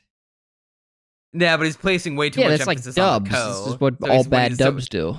So he says he used to say hikikomori. Hikikomori. Yeah, you're right. Yeah, no, that's just incorrect. This show, to me... Listen, I learned. This show, to me, it feels just like a Marvel movie in the sense that it is so manufactured so hard that it lacks any manner of soul. It's like the textbook definition of because mid. You see if you looked up mid in the dictionary, if you pop the two covers up on the screen simultaneously, the one on the left fucking oozes soul, and that show probably would have been really good. Then the editors and the production guy saw it, said, yeah, no, that's not gonna sell, so we're gonna do this, and then you get the one on the right, and it just looks so mediocre, lame, by the books, and the anime does nothing to assuage those worries. Like, it's literally what the anime is. It's by the books, basic writing, as if it was a Saturday morning magical girl cartoon with a superhero skin, and like, it could get better, but fuck, it's just kind of mid, exactly like you said. It's a good 5 out of 10. Yeah, it's very on the nose. The shy superhero is named Shy. The Russian superhero is named Spirit, and sheer power is that she's like constantly drunk. No, that was kind of funny, but it's stupid for the most part. And though, to be fair, she does have the best moment in the episode where she says her world goal was to fly around the world and get everyone so wasted they would think that war and crime would just seem stupid. I really hope that the American superhero is just a bald eagle screeching noise for its name. I really hope the American name is like it's just something stupid. Something. It's just literally called Freedom. It's called Freedom. Let's just make every hero of every country just the most stereotypical version of it. Just be racist to every country equally. What do you think? I obviously this was written beforehand, but what do you think the Israel superhero is called right now? Would it be racist to assume the Indian one is called Dot? Which one? Red Dot or Woo? Fuck, that's a little too. Like, I said it on the nose joke, and you took a little bit too far. Well, I'm quoting. I forget who made that joke before. I did not think of that one myself. I'm quoting someone. That's a pretty funny joke, though. Yeah. Yeah. No. This one. God damn it. Maybe it can get cooler. I mean, they straight up go to the Justice League Watchtower by the end of it and meet their version of Zordon. It has potential. Like, It needs more episodes. It could literally go either way. I just don't think it's gonna go the good way. I think first episode is a 6 out of 10, but time will tell. Yeah, we can't listen. We can't all come out the gate swinging and establishing that it is peak fiction. You know, like KamiErabi God.app. They have quite possibly. KamiErabi God.app is the best show ever made. I cannot even begin to describe how incredible it is. It is actually insane how they just straight up made the best episode of anything ever made, and they didn't even break a sweat, bro. You know, my favorite part of the show is when the teacher explains Schrodinger's cat, and then the kid named Schrodinger goes to the street and sees a cat. I fucking actually howled with laughter. When Dude, the cat that's got fucking hilarious. I did for, like, too. no reason. I couldn't stop laughing. It didn't even come back. There is to, a like... reason. Okay, so there is technically a reason. It just doesn't really make a whole lot of sense. Because think about it. It's KamiErabi. What does Kami mean? God. The God in God app. He has the God app. The world is messed up, and the current God isn't doing much to fix it. Therefore, it's up to the characters to become God and fix the world. So when he sees the cat die, and then the gray goop pedestrians don't react and just walk completely I just thought they couldn't react. They didn't react because they were physically incapable. Because they're a bunch of gray goo scenario monsters. If you think about them canon, right? I think that was intentional. I think the idea was that they just didn't react to show the darkness of humanity, so that the main character, horrified and traumatized, then the Kubrick stare happens, and he knows he has to fix everything. He knows that he has to become God in order to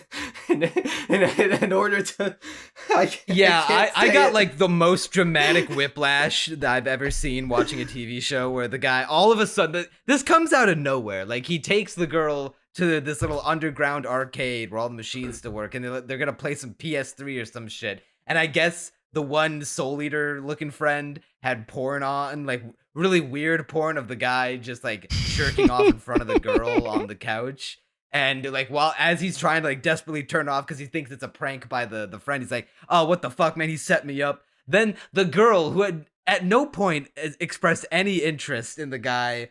No, you misunderstand. It's because he said he wanted the girl on the God app. It asked for his wish. So yeah, I know that. Being mind controlled. Yeah, but then how is she able to then go out of her way to kill him? Unless that was the extent of his fooling around. Do you doubt Peak for a second, Neon?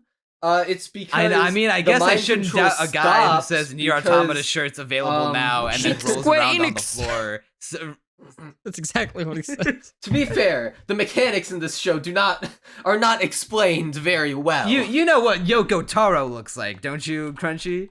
No, he's the guy with the big moon-looking mask head thing. Yeah, Google Yoko Taro, and I'll do it for you. This is what he looks like. Yeah, I'm on Google right now. Okay, so he's got a silly little goofy goober, and that's what makes this stuff so good. It's funny, we were talking about like kusoge, like shit games back in Shangri-La. He specializes in that. He's like a Suda 5-1 or a Kojima type. He's a very auteur in the Japanese gaming world. I have never gotten more dramatic whiplash of the guy jerking off in front of the girl all of a sudden. And then the shoulder demon appears and tells him he's now in Platinum It's Platinum End, but and this happens like in 10 seconds apart, by the way. It's like Under Ninja, right? Where you weren't sure if it was taking itself seriously or not, and that wasn't funny. This just goes balls to the wall in the complete... In that direction, but it goes all the way with it. Like, it's just the wackiest, silliest shit you can think of. It is very much pants on head but it's so good because of that. It's so on the nose. The Schrodinger's cat thing you guys were talking about is perfect. It is not Dude, good. It's amazing. It's so good. You gotta play Drakengard, then Nier Automata to really appreciate that Nier Automata is a good game, but it is not a good Yoko Taro game. It's a good game. It's obviously it plays the best out of all that dog shit. The other ones play like shit, but that's not what he's going for. He goes for these crippling, depressing bullshit. What he's going for isn't that good. I would call it. I dare to call it avant-garde. It is. There's an audience, but I think I feel like it's a different meaning. I feel like avant-garde this whole time is actually like translates to fucking dog shit. He jerked off, and then a demon showed up. That's fucking hilarious. Yeah, it is. But it's not funny in a charming way. It just it's a funny and like, look at how incompetent this show is type of way. Incompetent is a strong word that you don't understand. Did you not see those background NPCs? The girls that were calling to that one female character, when they're on screen, they're in the background. They're clearly saying dialogue to the girl because she's looking at them and acknowledging them. They don't move. Their mouths don't move. They don't even emote. They are statues. They are gray and they are there. Okay, and then moving on to a show that we're going to spend... Because we're going on too long because of this bit now. Okay, lightning round. 1 minute dedicated to Yuzuki family's Google Translate. It sucked. It sucks. I couldn't get through it. The subtitles were so fucking bad. Actually, did you find good subs? Did they fix it? Oh well, I didn't notice anything bad with my subs. Where did you watch it? Okay, you must have gotten. Did you watch it on Crunchyroll? I watched it on Minecraft. I can't say in Minecraft. Okay, so there is a good version of subtitles from the Southeast Asian simulcaster. I don't remember what they're called. They air their stuff on YouTube. Someone probably ripped that and put it wherever you watched it. That one is bearable. Yeah, in Minecraft. Did you actually watch it in Minecraft? Or is this like a okay? It's like he cannot legally confirm. It's like a joke thing. Deny. Okay. I mean, because there's people who do that, but yeah, it's. I mean, even if you gave it good subtitles, it's still pretty boring. It's kind of a whatever show. So, I think that it does have some good ideas. The idea of having these four people subsistent on their own. It reminded me of the fucking Kawamoto family in Sengatsu no Lion, except not good without the charm. Without the charm, humor, yeah, or like, good production values. But like the idea of this child, really trying his best to, work for the family because his brother does too much. It was an endearing enough struggle. I want him to have like a fun friendship and eventually, like kid romance with the 13-year-old girl that he, is taller than him. And, I thought that had some soul to it. He's really short and looks way younger than he is, and he's really mad about it. But, it's just not that entertaining. I thought the voice acting was good. It's not funny either. I thought the voice acting was solid. I liked the girl's voice. The one that's is that the one that sounded like a boy more than the boy sounded like a boy? I did think that at first. I totally thought. Dude, that I thought it was a guy. I have in my notes. Was that a male VA? Like the girl, the girl doing a girl voice sounded more like a boy than the girl doing a boy voice for the boy. That was I don't know. That was jarring to say the least. I liked the performance after we got past the jarring. I think if it was 10 minutes long, it would have been better. I don't think it needs to be 24 minutes long. It's the same for another show. I don't even think it's the length that's the issue. I think it's just the fact that it doesn't have any funny jokes. No, it doesn't, but I'm saying like it's good moments. It's cute enough or that if it was only like 3 to 10 minutes, it was a shorter length anime, it'd be more bearable. But the fact that it's like 24 minutes and you're just waiting for literally anything, you're like, yeah, this kind of dog ass, isn't it? It's like a strong 4 to a light 5. It's not offensive. It doesn't make you hate life, but it's just not super filled with things to care about. Yeah, it wasn't good. Like I said, And after you that, wouldn't go with Mal scores, but I think you probably could for this one. It's probably like a 4 or something. It's not. There's no way it's a 4. It's probably like here. Let me. I will find it right now. Yuzuki, looking for a drop. It is at Ain't no fucking way. 7.3. Ah, shit. You fucking with me, right? It actually is. How many people? How many people? See that? Oh my god. 21,000.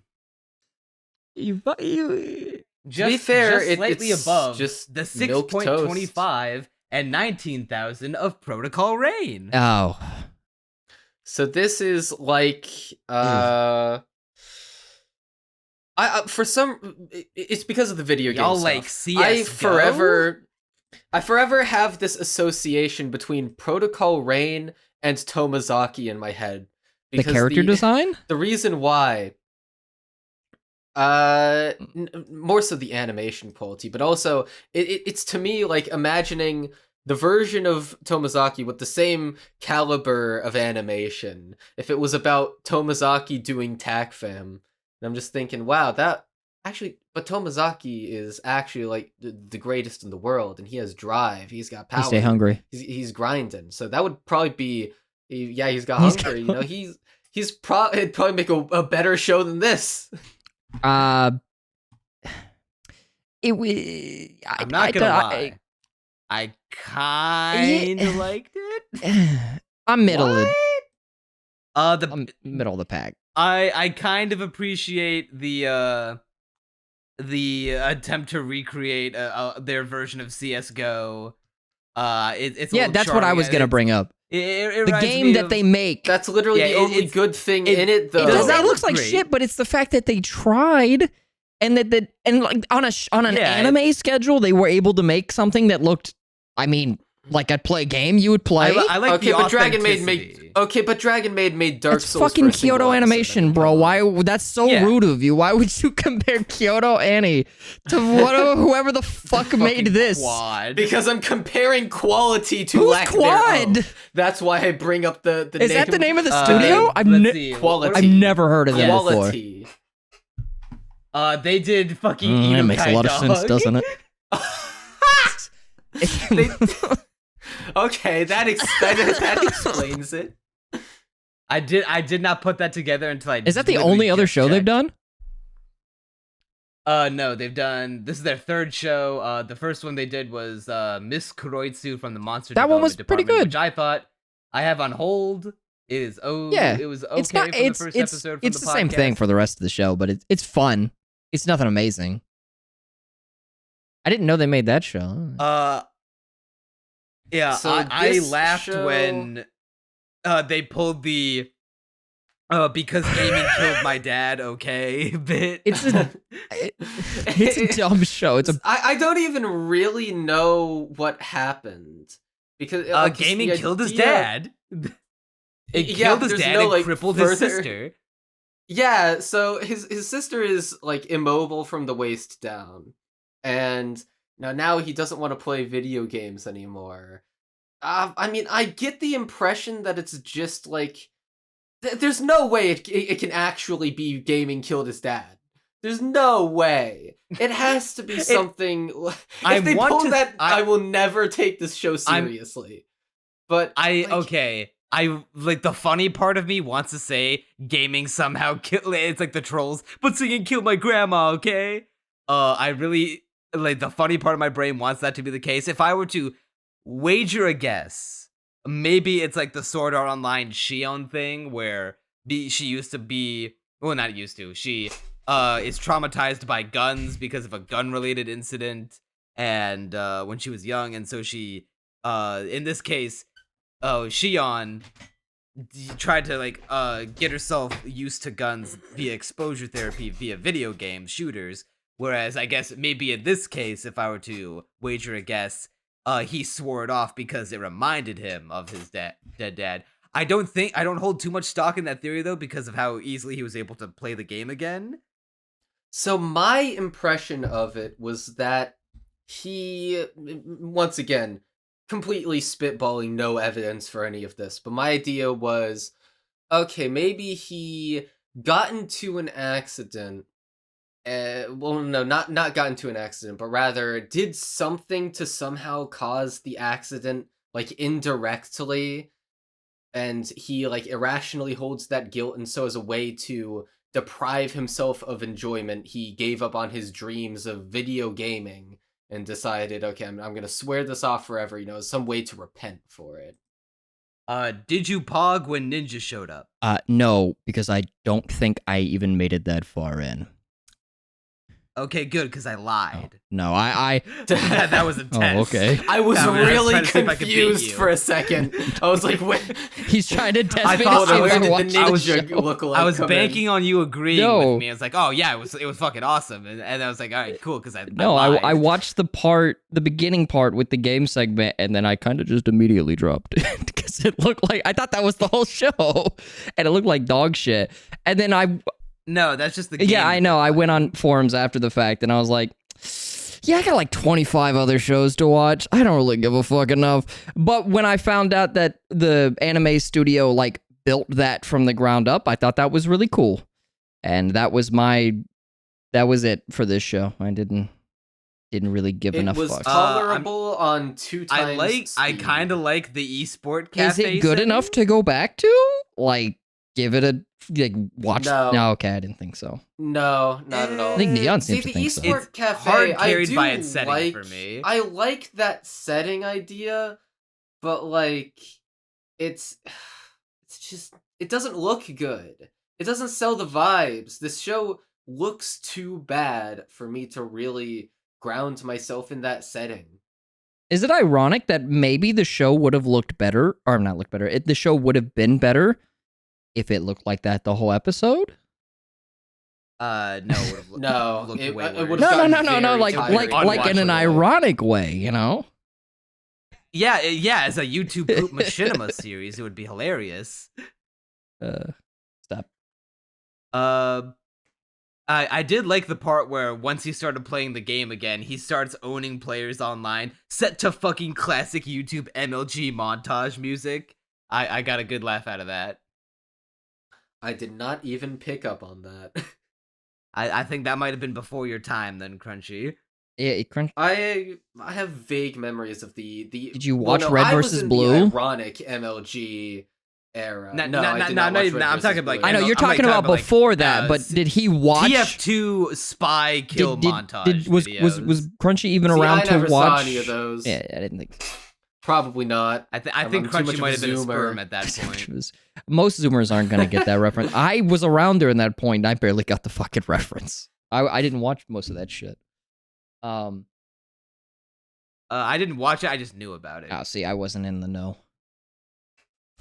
I did actual pog when Ruka Rent-A-Girlfriend showed up at the end. I saw that. Wait. The explosion kun or whatever she was called. Wait. So I saw this scene on Twitter, and I thought this was from fucking 100 Girlfriends. She comes out of the shower, right? No. Okay, then there's a Ruka. There's a Ruka in that show too. Ain't no fucking way. We'll talk. I guess we'll talk about it in block 2. Yeah, we'll talk about that next week because I saw a scene on Twitter of another Ruka clone who was like coming out of the bath or something. But I assumed it was from that show. Unfortunately, this was also the moment of the show where my immersion was ruined. A girl that's good at video games. Okay. I mean, I thought it'd be... I did not like the uncomfortable silence after that. Because it was a yikes joke.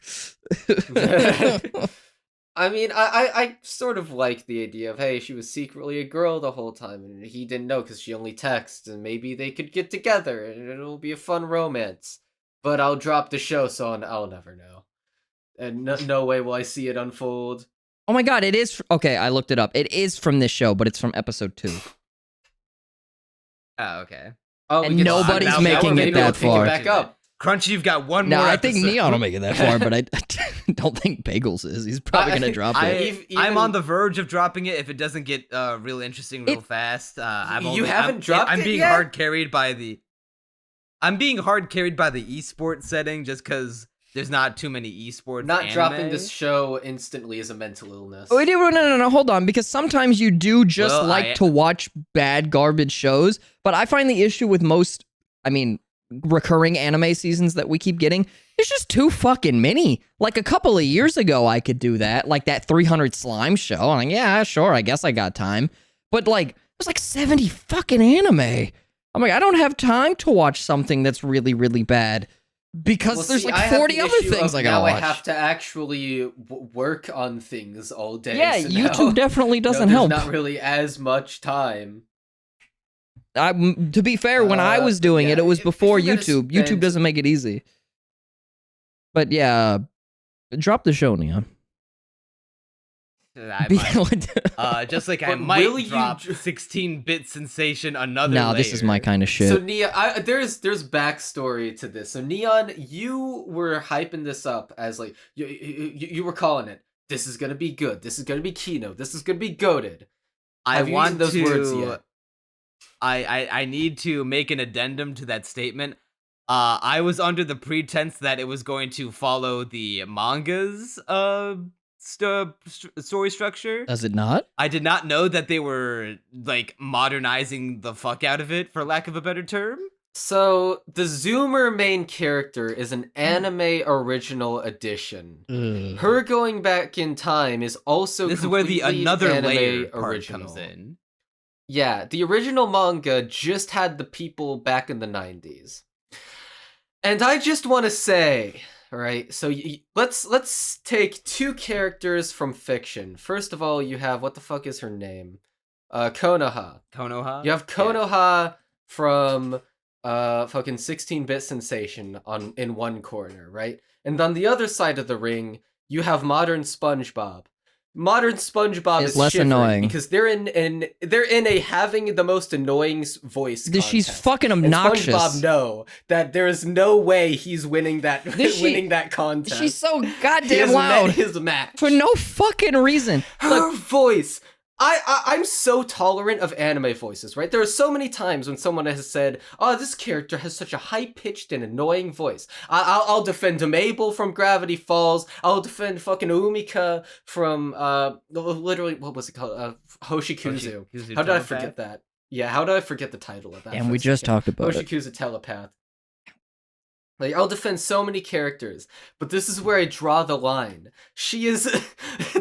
Let me post a screenshot of one of my notes, just so you sort of understand the pain I felt every time she opened her mouth. It was real bad. It was... I am having war flashbacks. I hate her voice. He's just all work and no play. He makes Jack a dull toy. I hate her voice so much. Like, I hate her voice. I don't know if this voice actor has... Hey, did you look into who her voice actor was? I did not look into who her voice actor was. Okay, you're gonna want to sit down for this. Are you familiar with the term, or not term, with the name Aoi Koga? Oh, it's fucking Kaguya's voice actress? It's Kaguya. What? I mean, that's good acting. And not just Kaguya, it's also Komi-san and Mona from My Annoying Senpai. It's good acting. Well, no, because in certain parts of Kaguya, when she's fucking screeching, it can be a little bit annoying. It's just cute and funny the way they portray it. Yeah. But here... Because she doesn't do it all the time. Has to and be offers a nice here, her whole direction was telling her to be... Hey, you know that annoying part of Kaguya that do it all the time when we're supposed to when you're like supposed to highlight that Kaguya is being like an obnoxious little child right now. Do that, but like all the time. The show's when she was explaining her love of shoujo games. So I'm getting flashbacks, and they are not pleasant ones. So she's in this shop, and there's the old lady who's like, you know, she's selling the shoujo games at like 100 yen, ridiculously cheap, and she doesn't know what they're like. I'm sorry, I need to cut you off here because I'll not get a chance to bring this up again because of that scene. This show is anime of the season and maybe even anime of the year is for the sole reason that they mentioned Rants. They did. I did. They mentioned Canon as well. Or they don't mention it. They show it. Canon. Like, yeah, they show Ken on like straight up, and she they has show recoil fucking posters in a Rants. room. Yeah, which there's so much product tied in with like half the industry. She's a canon Rico fan. I'm a connoisseur of porn games, especially shitty like porn VNs. Rants is good, but I prefer Dona by the same developer, Alisoft. Besides the point. So I was like, I'm gonna really like this show, and then it also, and I don't remember if this is from episode 1 or 2, but the part where she's teaching her, what's it called, tethering or something? How they portray color through the 16 or the 8-bit block. Episode 2. What was it? That was the episode 2, and I don't remember what the term for it is, but she's like, you overlay the color on the individual blocks, and that's how you portray differing varieties because they didn't have a lot to work with back then. I love that shit. I also love porn game references, but what Crunchy posted is perfect. Like she's just so goddamn fucking annoying. So what she does is the old lady's like, okay, Shunny, explain to me, what these games are like. And so this is character named Rant, right? And he goes around and he rapes all of these women. But it's okay because most of them get into it. No, it's okay. Stockholm syndrome is fine. If it had actually been that, I probably that would have been really funny. I would have finished. I would have slapped a 10 right there. I was ready to slap a 10 on it for just mentioning Rants. Are you kidding me? Wait, have you played every Rants game, or were the ones that are translated? I've not played a single Rants. You haven't played Rants at all? Literally just been the line. So there's this guy named Rant. I've seen. The hentai's really well animated. Sengoku is a lot of fun. So is I have heard that unironically the Rants games are really. It depends on which ones you play. I played 1, 2, and Sengoku. 1 and 2 are kind of shit. Like the strategy RPG. The Fire Emblem. Well, see, 1 and 2, every game is like developed differently. Like 5 is strategy emblem. It's strategy based, like a Fire Emblem or more like a Civilization. Best guy. I was watching a Best Guy Ever stream, and before he ended it, he linked his audience to a track from one of the Rants games that is like a final boss theme, and it's like so fucking sick. Dude, it has the best fucking music. It's just the problem with the game series right now, probably not in 10 years, is that first off, they all kind of play differently and go for different like subgenres of games, and also 3's not translated. Like, it got a remake, but the remake hasn't been translated, just the original game. So you play the 1 remake, which is like a ground up remake. Then you play the 2 remake, which the art is different, but the gameplay is still the same as like the 90s or whatever fucking PC game, and it's kind of ass. And then you're like, okay, well now I want to play 3, and you can only play the pixel art version. Like, they haven't translated the 3rd one because for some reason they're translating the 10th and the 9th one, and I'm like, why? I need to play the 3rd one to understand the 9th and 10th one, because the 10th one brings back all the characters from the other games. But either way, it's a fantastic fucking series. Some of them are like straight up dungeon crawlers with like shitty CG character models and whatnot. Some are just regular ass point and click VNs like the second one. And then yeah, Sengoku Rants is like arguably the most fun one because it's more like Civilization, Halo Tactics, or whatever the fuck that game was called. It's a lot of fun. Yeah, I would be so incredibly down for a 90s game dev story.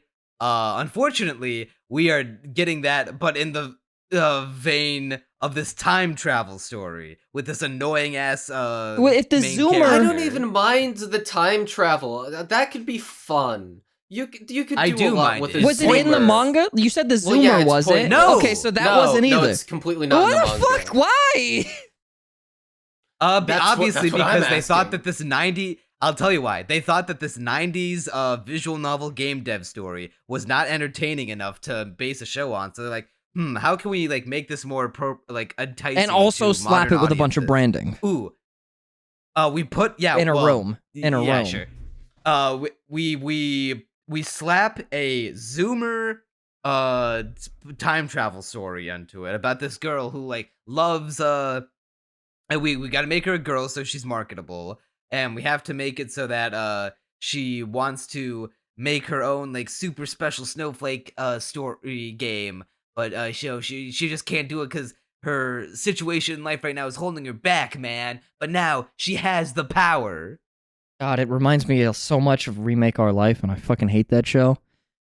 Not in the exact same way, but it has a similar time travel premise. Yeah, so when I say the time travel would be fine, what I mean is you need to do something with it. Obviously, this is not... The original manga did not have that, you can literally, it's difficult to add that I would in. say that you could take the time travel out and nothing would change, because, you know, the manga exists. But, like, if you had to have this made-up character, you could just have her be in that situation in the 90s. You didn't need to send her back in fucking time. My issue is more so just that she's so annoying. Like when she's ranting to, I never got to say this. It's like I paused. Yeah, no studio would let her drone on for 30 minutes like that. She would have been cut off like 5 minutes. Dude, she'd get 2 minutes if she were lucky. Dude, I know the studio she works at is garbage, but like yelling out the premise of your game when you're about to go to work, like I kind of get why they don't take you seriously at all. Maybe actually, like, write a fucking game bible or something. Pitch the project to them in a way that will make them take it seriously, right? Or like, I know some, you know. It sounds like she's the ideas girl. Yeah, like, I know it's not always possible to quit your job in the real world, and yada yada, you know, I'm a Zom 100 fan, I know all about this, but fucking quit your job if you really hate not being able to make your ideas a reality that much. At the very least, pitch it to them in a way that makes sense and gets them on board. Don't just scream at the top of your lungs. Just shut up and enjoy your MILF hypnosis arrow gaze. Yeah, but like... and then in the bookstore, she like bursts out crying, right? Because but I have so many ideas, but I can't make them come true. You know, it should be a very sympathetic moment. The issue is it's an anime cry. It's a goofy comedic anime cry with this character. So you just hear Konoha burst out into tears, and you like I ripped my headphones off my head and went like, no, stop this. I don't want to hear it. And then the grandma somehow isn't putting in the earplugs already. Could not relate. Hey man, she grew up with, well, yeah. She has hearing loss. She lost her hearing over time. She doesn't need the earplugs. It's like a natural defense. Evolution. So I was so looking forward to this show because I thought it was gonna be okay. Wow, it's like new game, but instead of like making, you know, current games, they make old porn games. They're making old porn. Exactly what I thought it was gonna be. Interesting premise. And then I got fucking pranked. Whoever let Konoha speak like this for episodes on end should be convicted of a war crime. Yep. I was very sad. Like I didn't drop it yet because I want to see. You didn't drop it. You're a stronger man than I. I will be honest, I wasn't as bothered by her voice. I put it on 2 times speed. It was annoying. So at the very least, everything was chipmunked and weird. They name dropped Rant. I couldn't drop it. I skimmed through it. You know, like if you click when you watch it on Crunchyroll, I do this with a lot of shows. If you click the arrow, it skips 5 seconds. I paused it. I paused it so I didn't have to hear anybody talk, and then I just read the subtitles. And you can mute the show, and it would be an enhancement. I mean, but then I still got to sit there all 24 minutes instead of like 15 minutes. Yeah, she's annoying, but it's my kind of show. Optimal viewing experience for this show. I'll report back on if it gets worse or does not go anywhere, or if the time travel thing just read the manga, like, bro. Throws a fucking shoehorn. Honestly, read the manga. I was thinking of going and checking out the manga. I think honestly that might be the thing. I wonder how the author feels about. Probably not happy. How does it? The author was apparently very involved. Granted, this is going off of an AniList comment. People make shit up all the time, right? But according to that dude. The author was I can't imagine someone making up a whole bit like talking about KamiErabi. Like to be fair, maybe I should stop talking. I was going along with the bit that you guys are making up. That would be funny.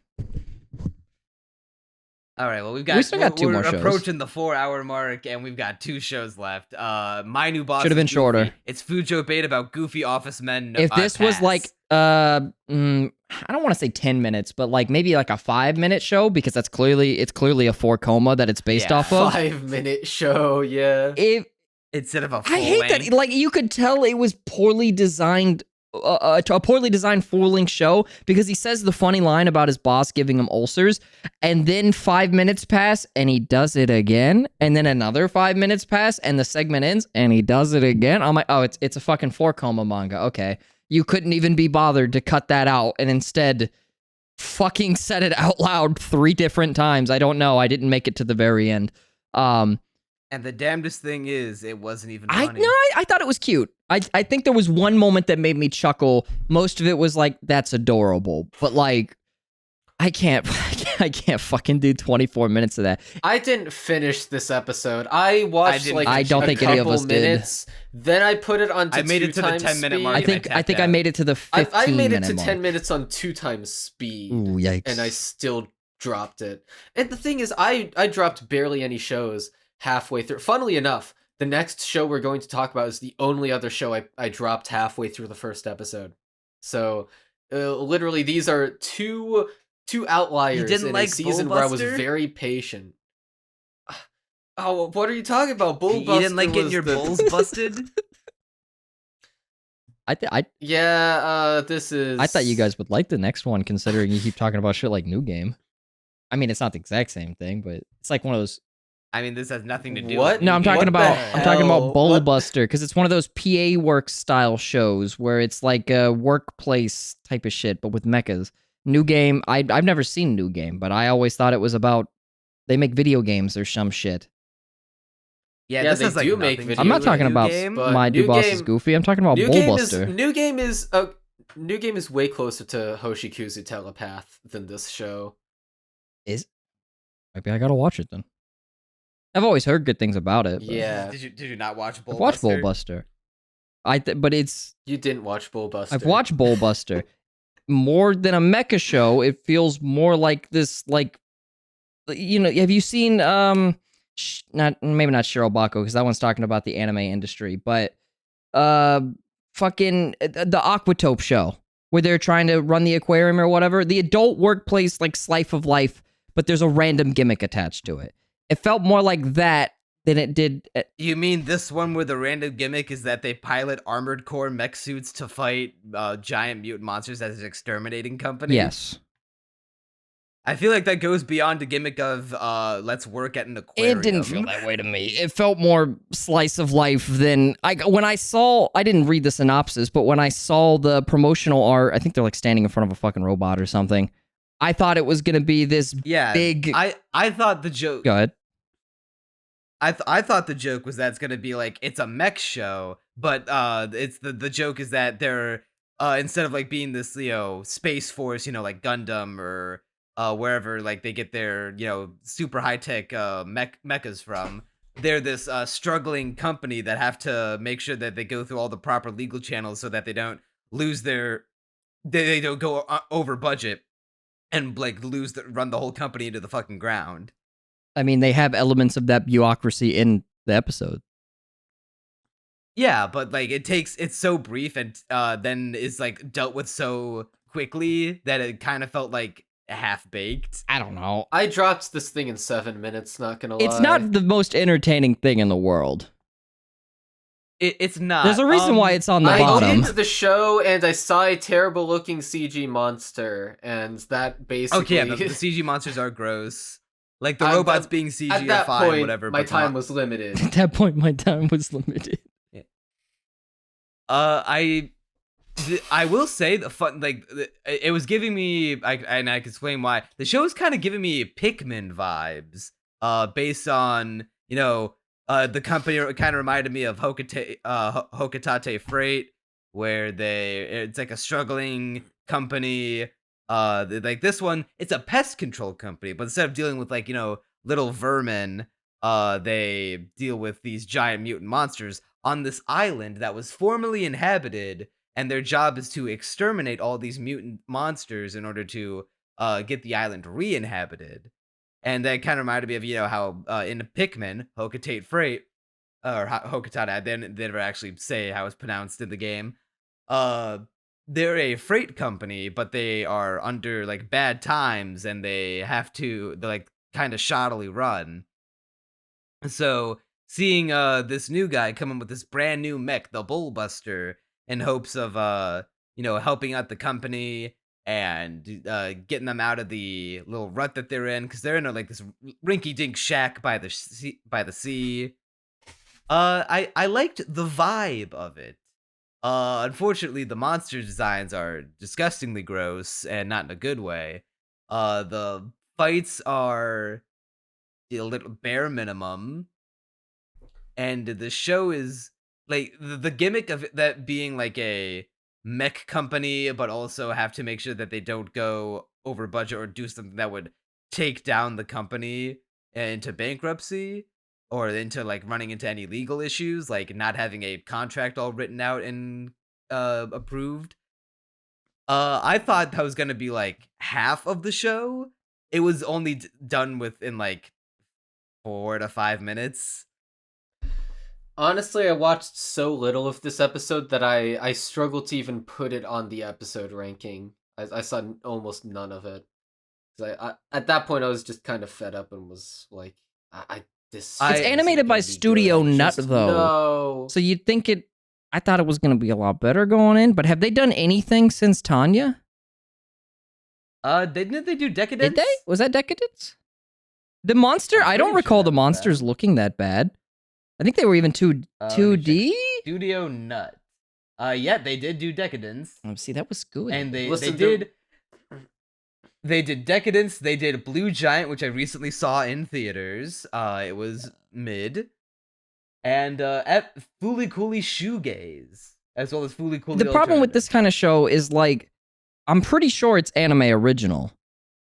So, yes. I don't know where the fuck it's gonna go. Like, Decadence was also anime original, and then I want to say it was the first or the second episode was kind of mediocre. It's a multimedia project. Oh, it's gonna be dog shit then. That means it's probably got a fucking gacha game attached to it. That's gonna fail within a year. You hate to see it. Let me check. Bullbuster. See if there's like Listen, all I'm saying is the real reason why this show failed is because it wasn't the Shaft X Nut X Mother collab that we all want. Manga adaptation. Okay, it's no video games. It's just novels and manga. That's weird. Usually when it's a media mix, it's also like a gacha game. They don't... If something already... Maybe they made the manga and the novel at the exact same time. It originated as a concept book released at whatever the fuck Comedia 122 is. I guess like Chlamydia? a Comic type convention. Oh, yeah, it's like Comic-Cat. I thought you said chlamydia. Yeah. No, it's like on Wikipedia, it has one of those like red links where it says this page does not exist. Comitia, like COMITA or TIA or something like that. It's like a Comic-Cat, yeah. Yeah. So some random dude then literally says afterwards, and later at so some random dude drafted up a concept, and Studio Nuts saw it and went, yeah, we can make that work. Tried to do what Kyoto Animation did, but didn't have the budget to hold a contest to do it, and they're like, yeah, we'll just take what we can get. I guess. And I guess that brings us to the end of Bullbuster. Hey guys, Future Neon here. It's currently 2 in the morning and I am too fucking wasted to record a proper outro. Part 2 of this podcast will come out next week, where we talk about Undead Unluck, 100 Girlfriends, every shitty isekai fantasy, and more. So please like the video and subscribe so you don't miss it. I'm text-to-speech Neon Manta, and you'll see us next time.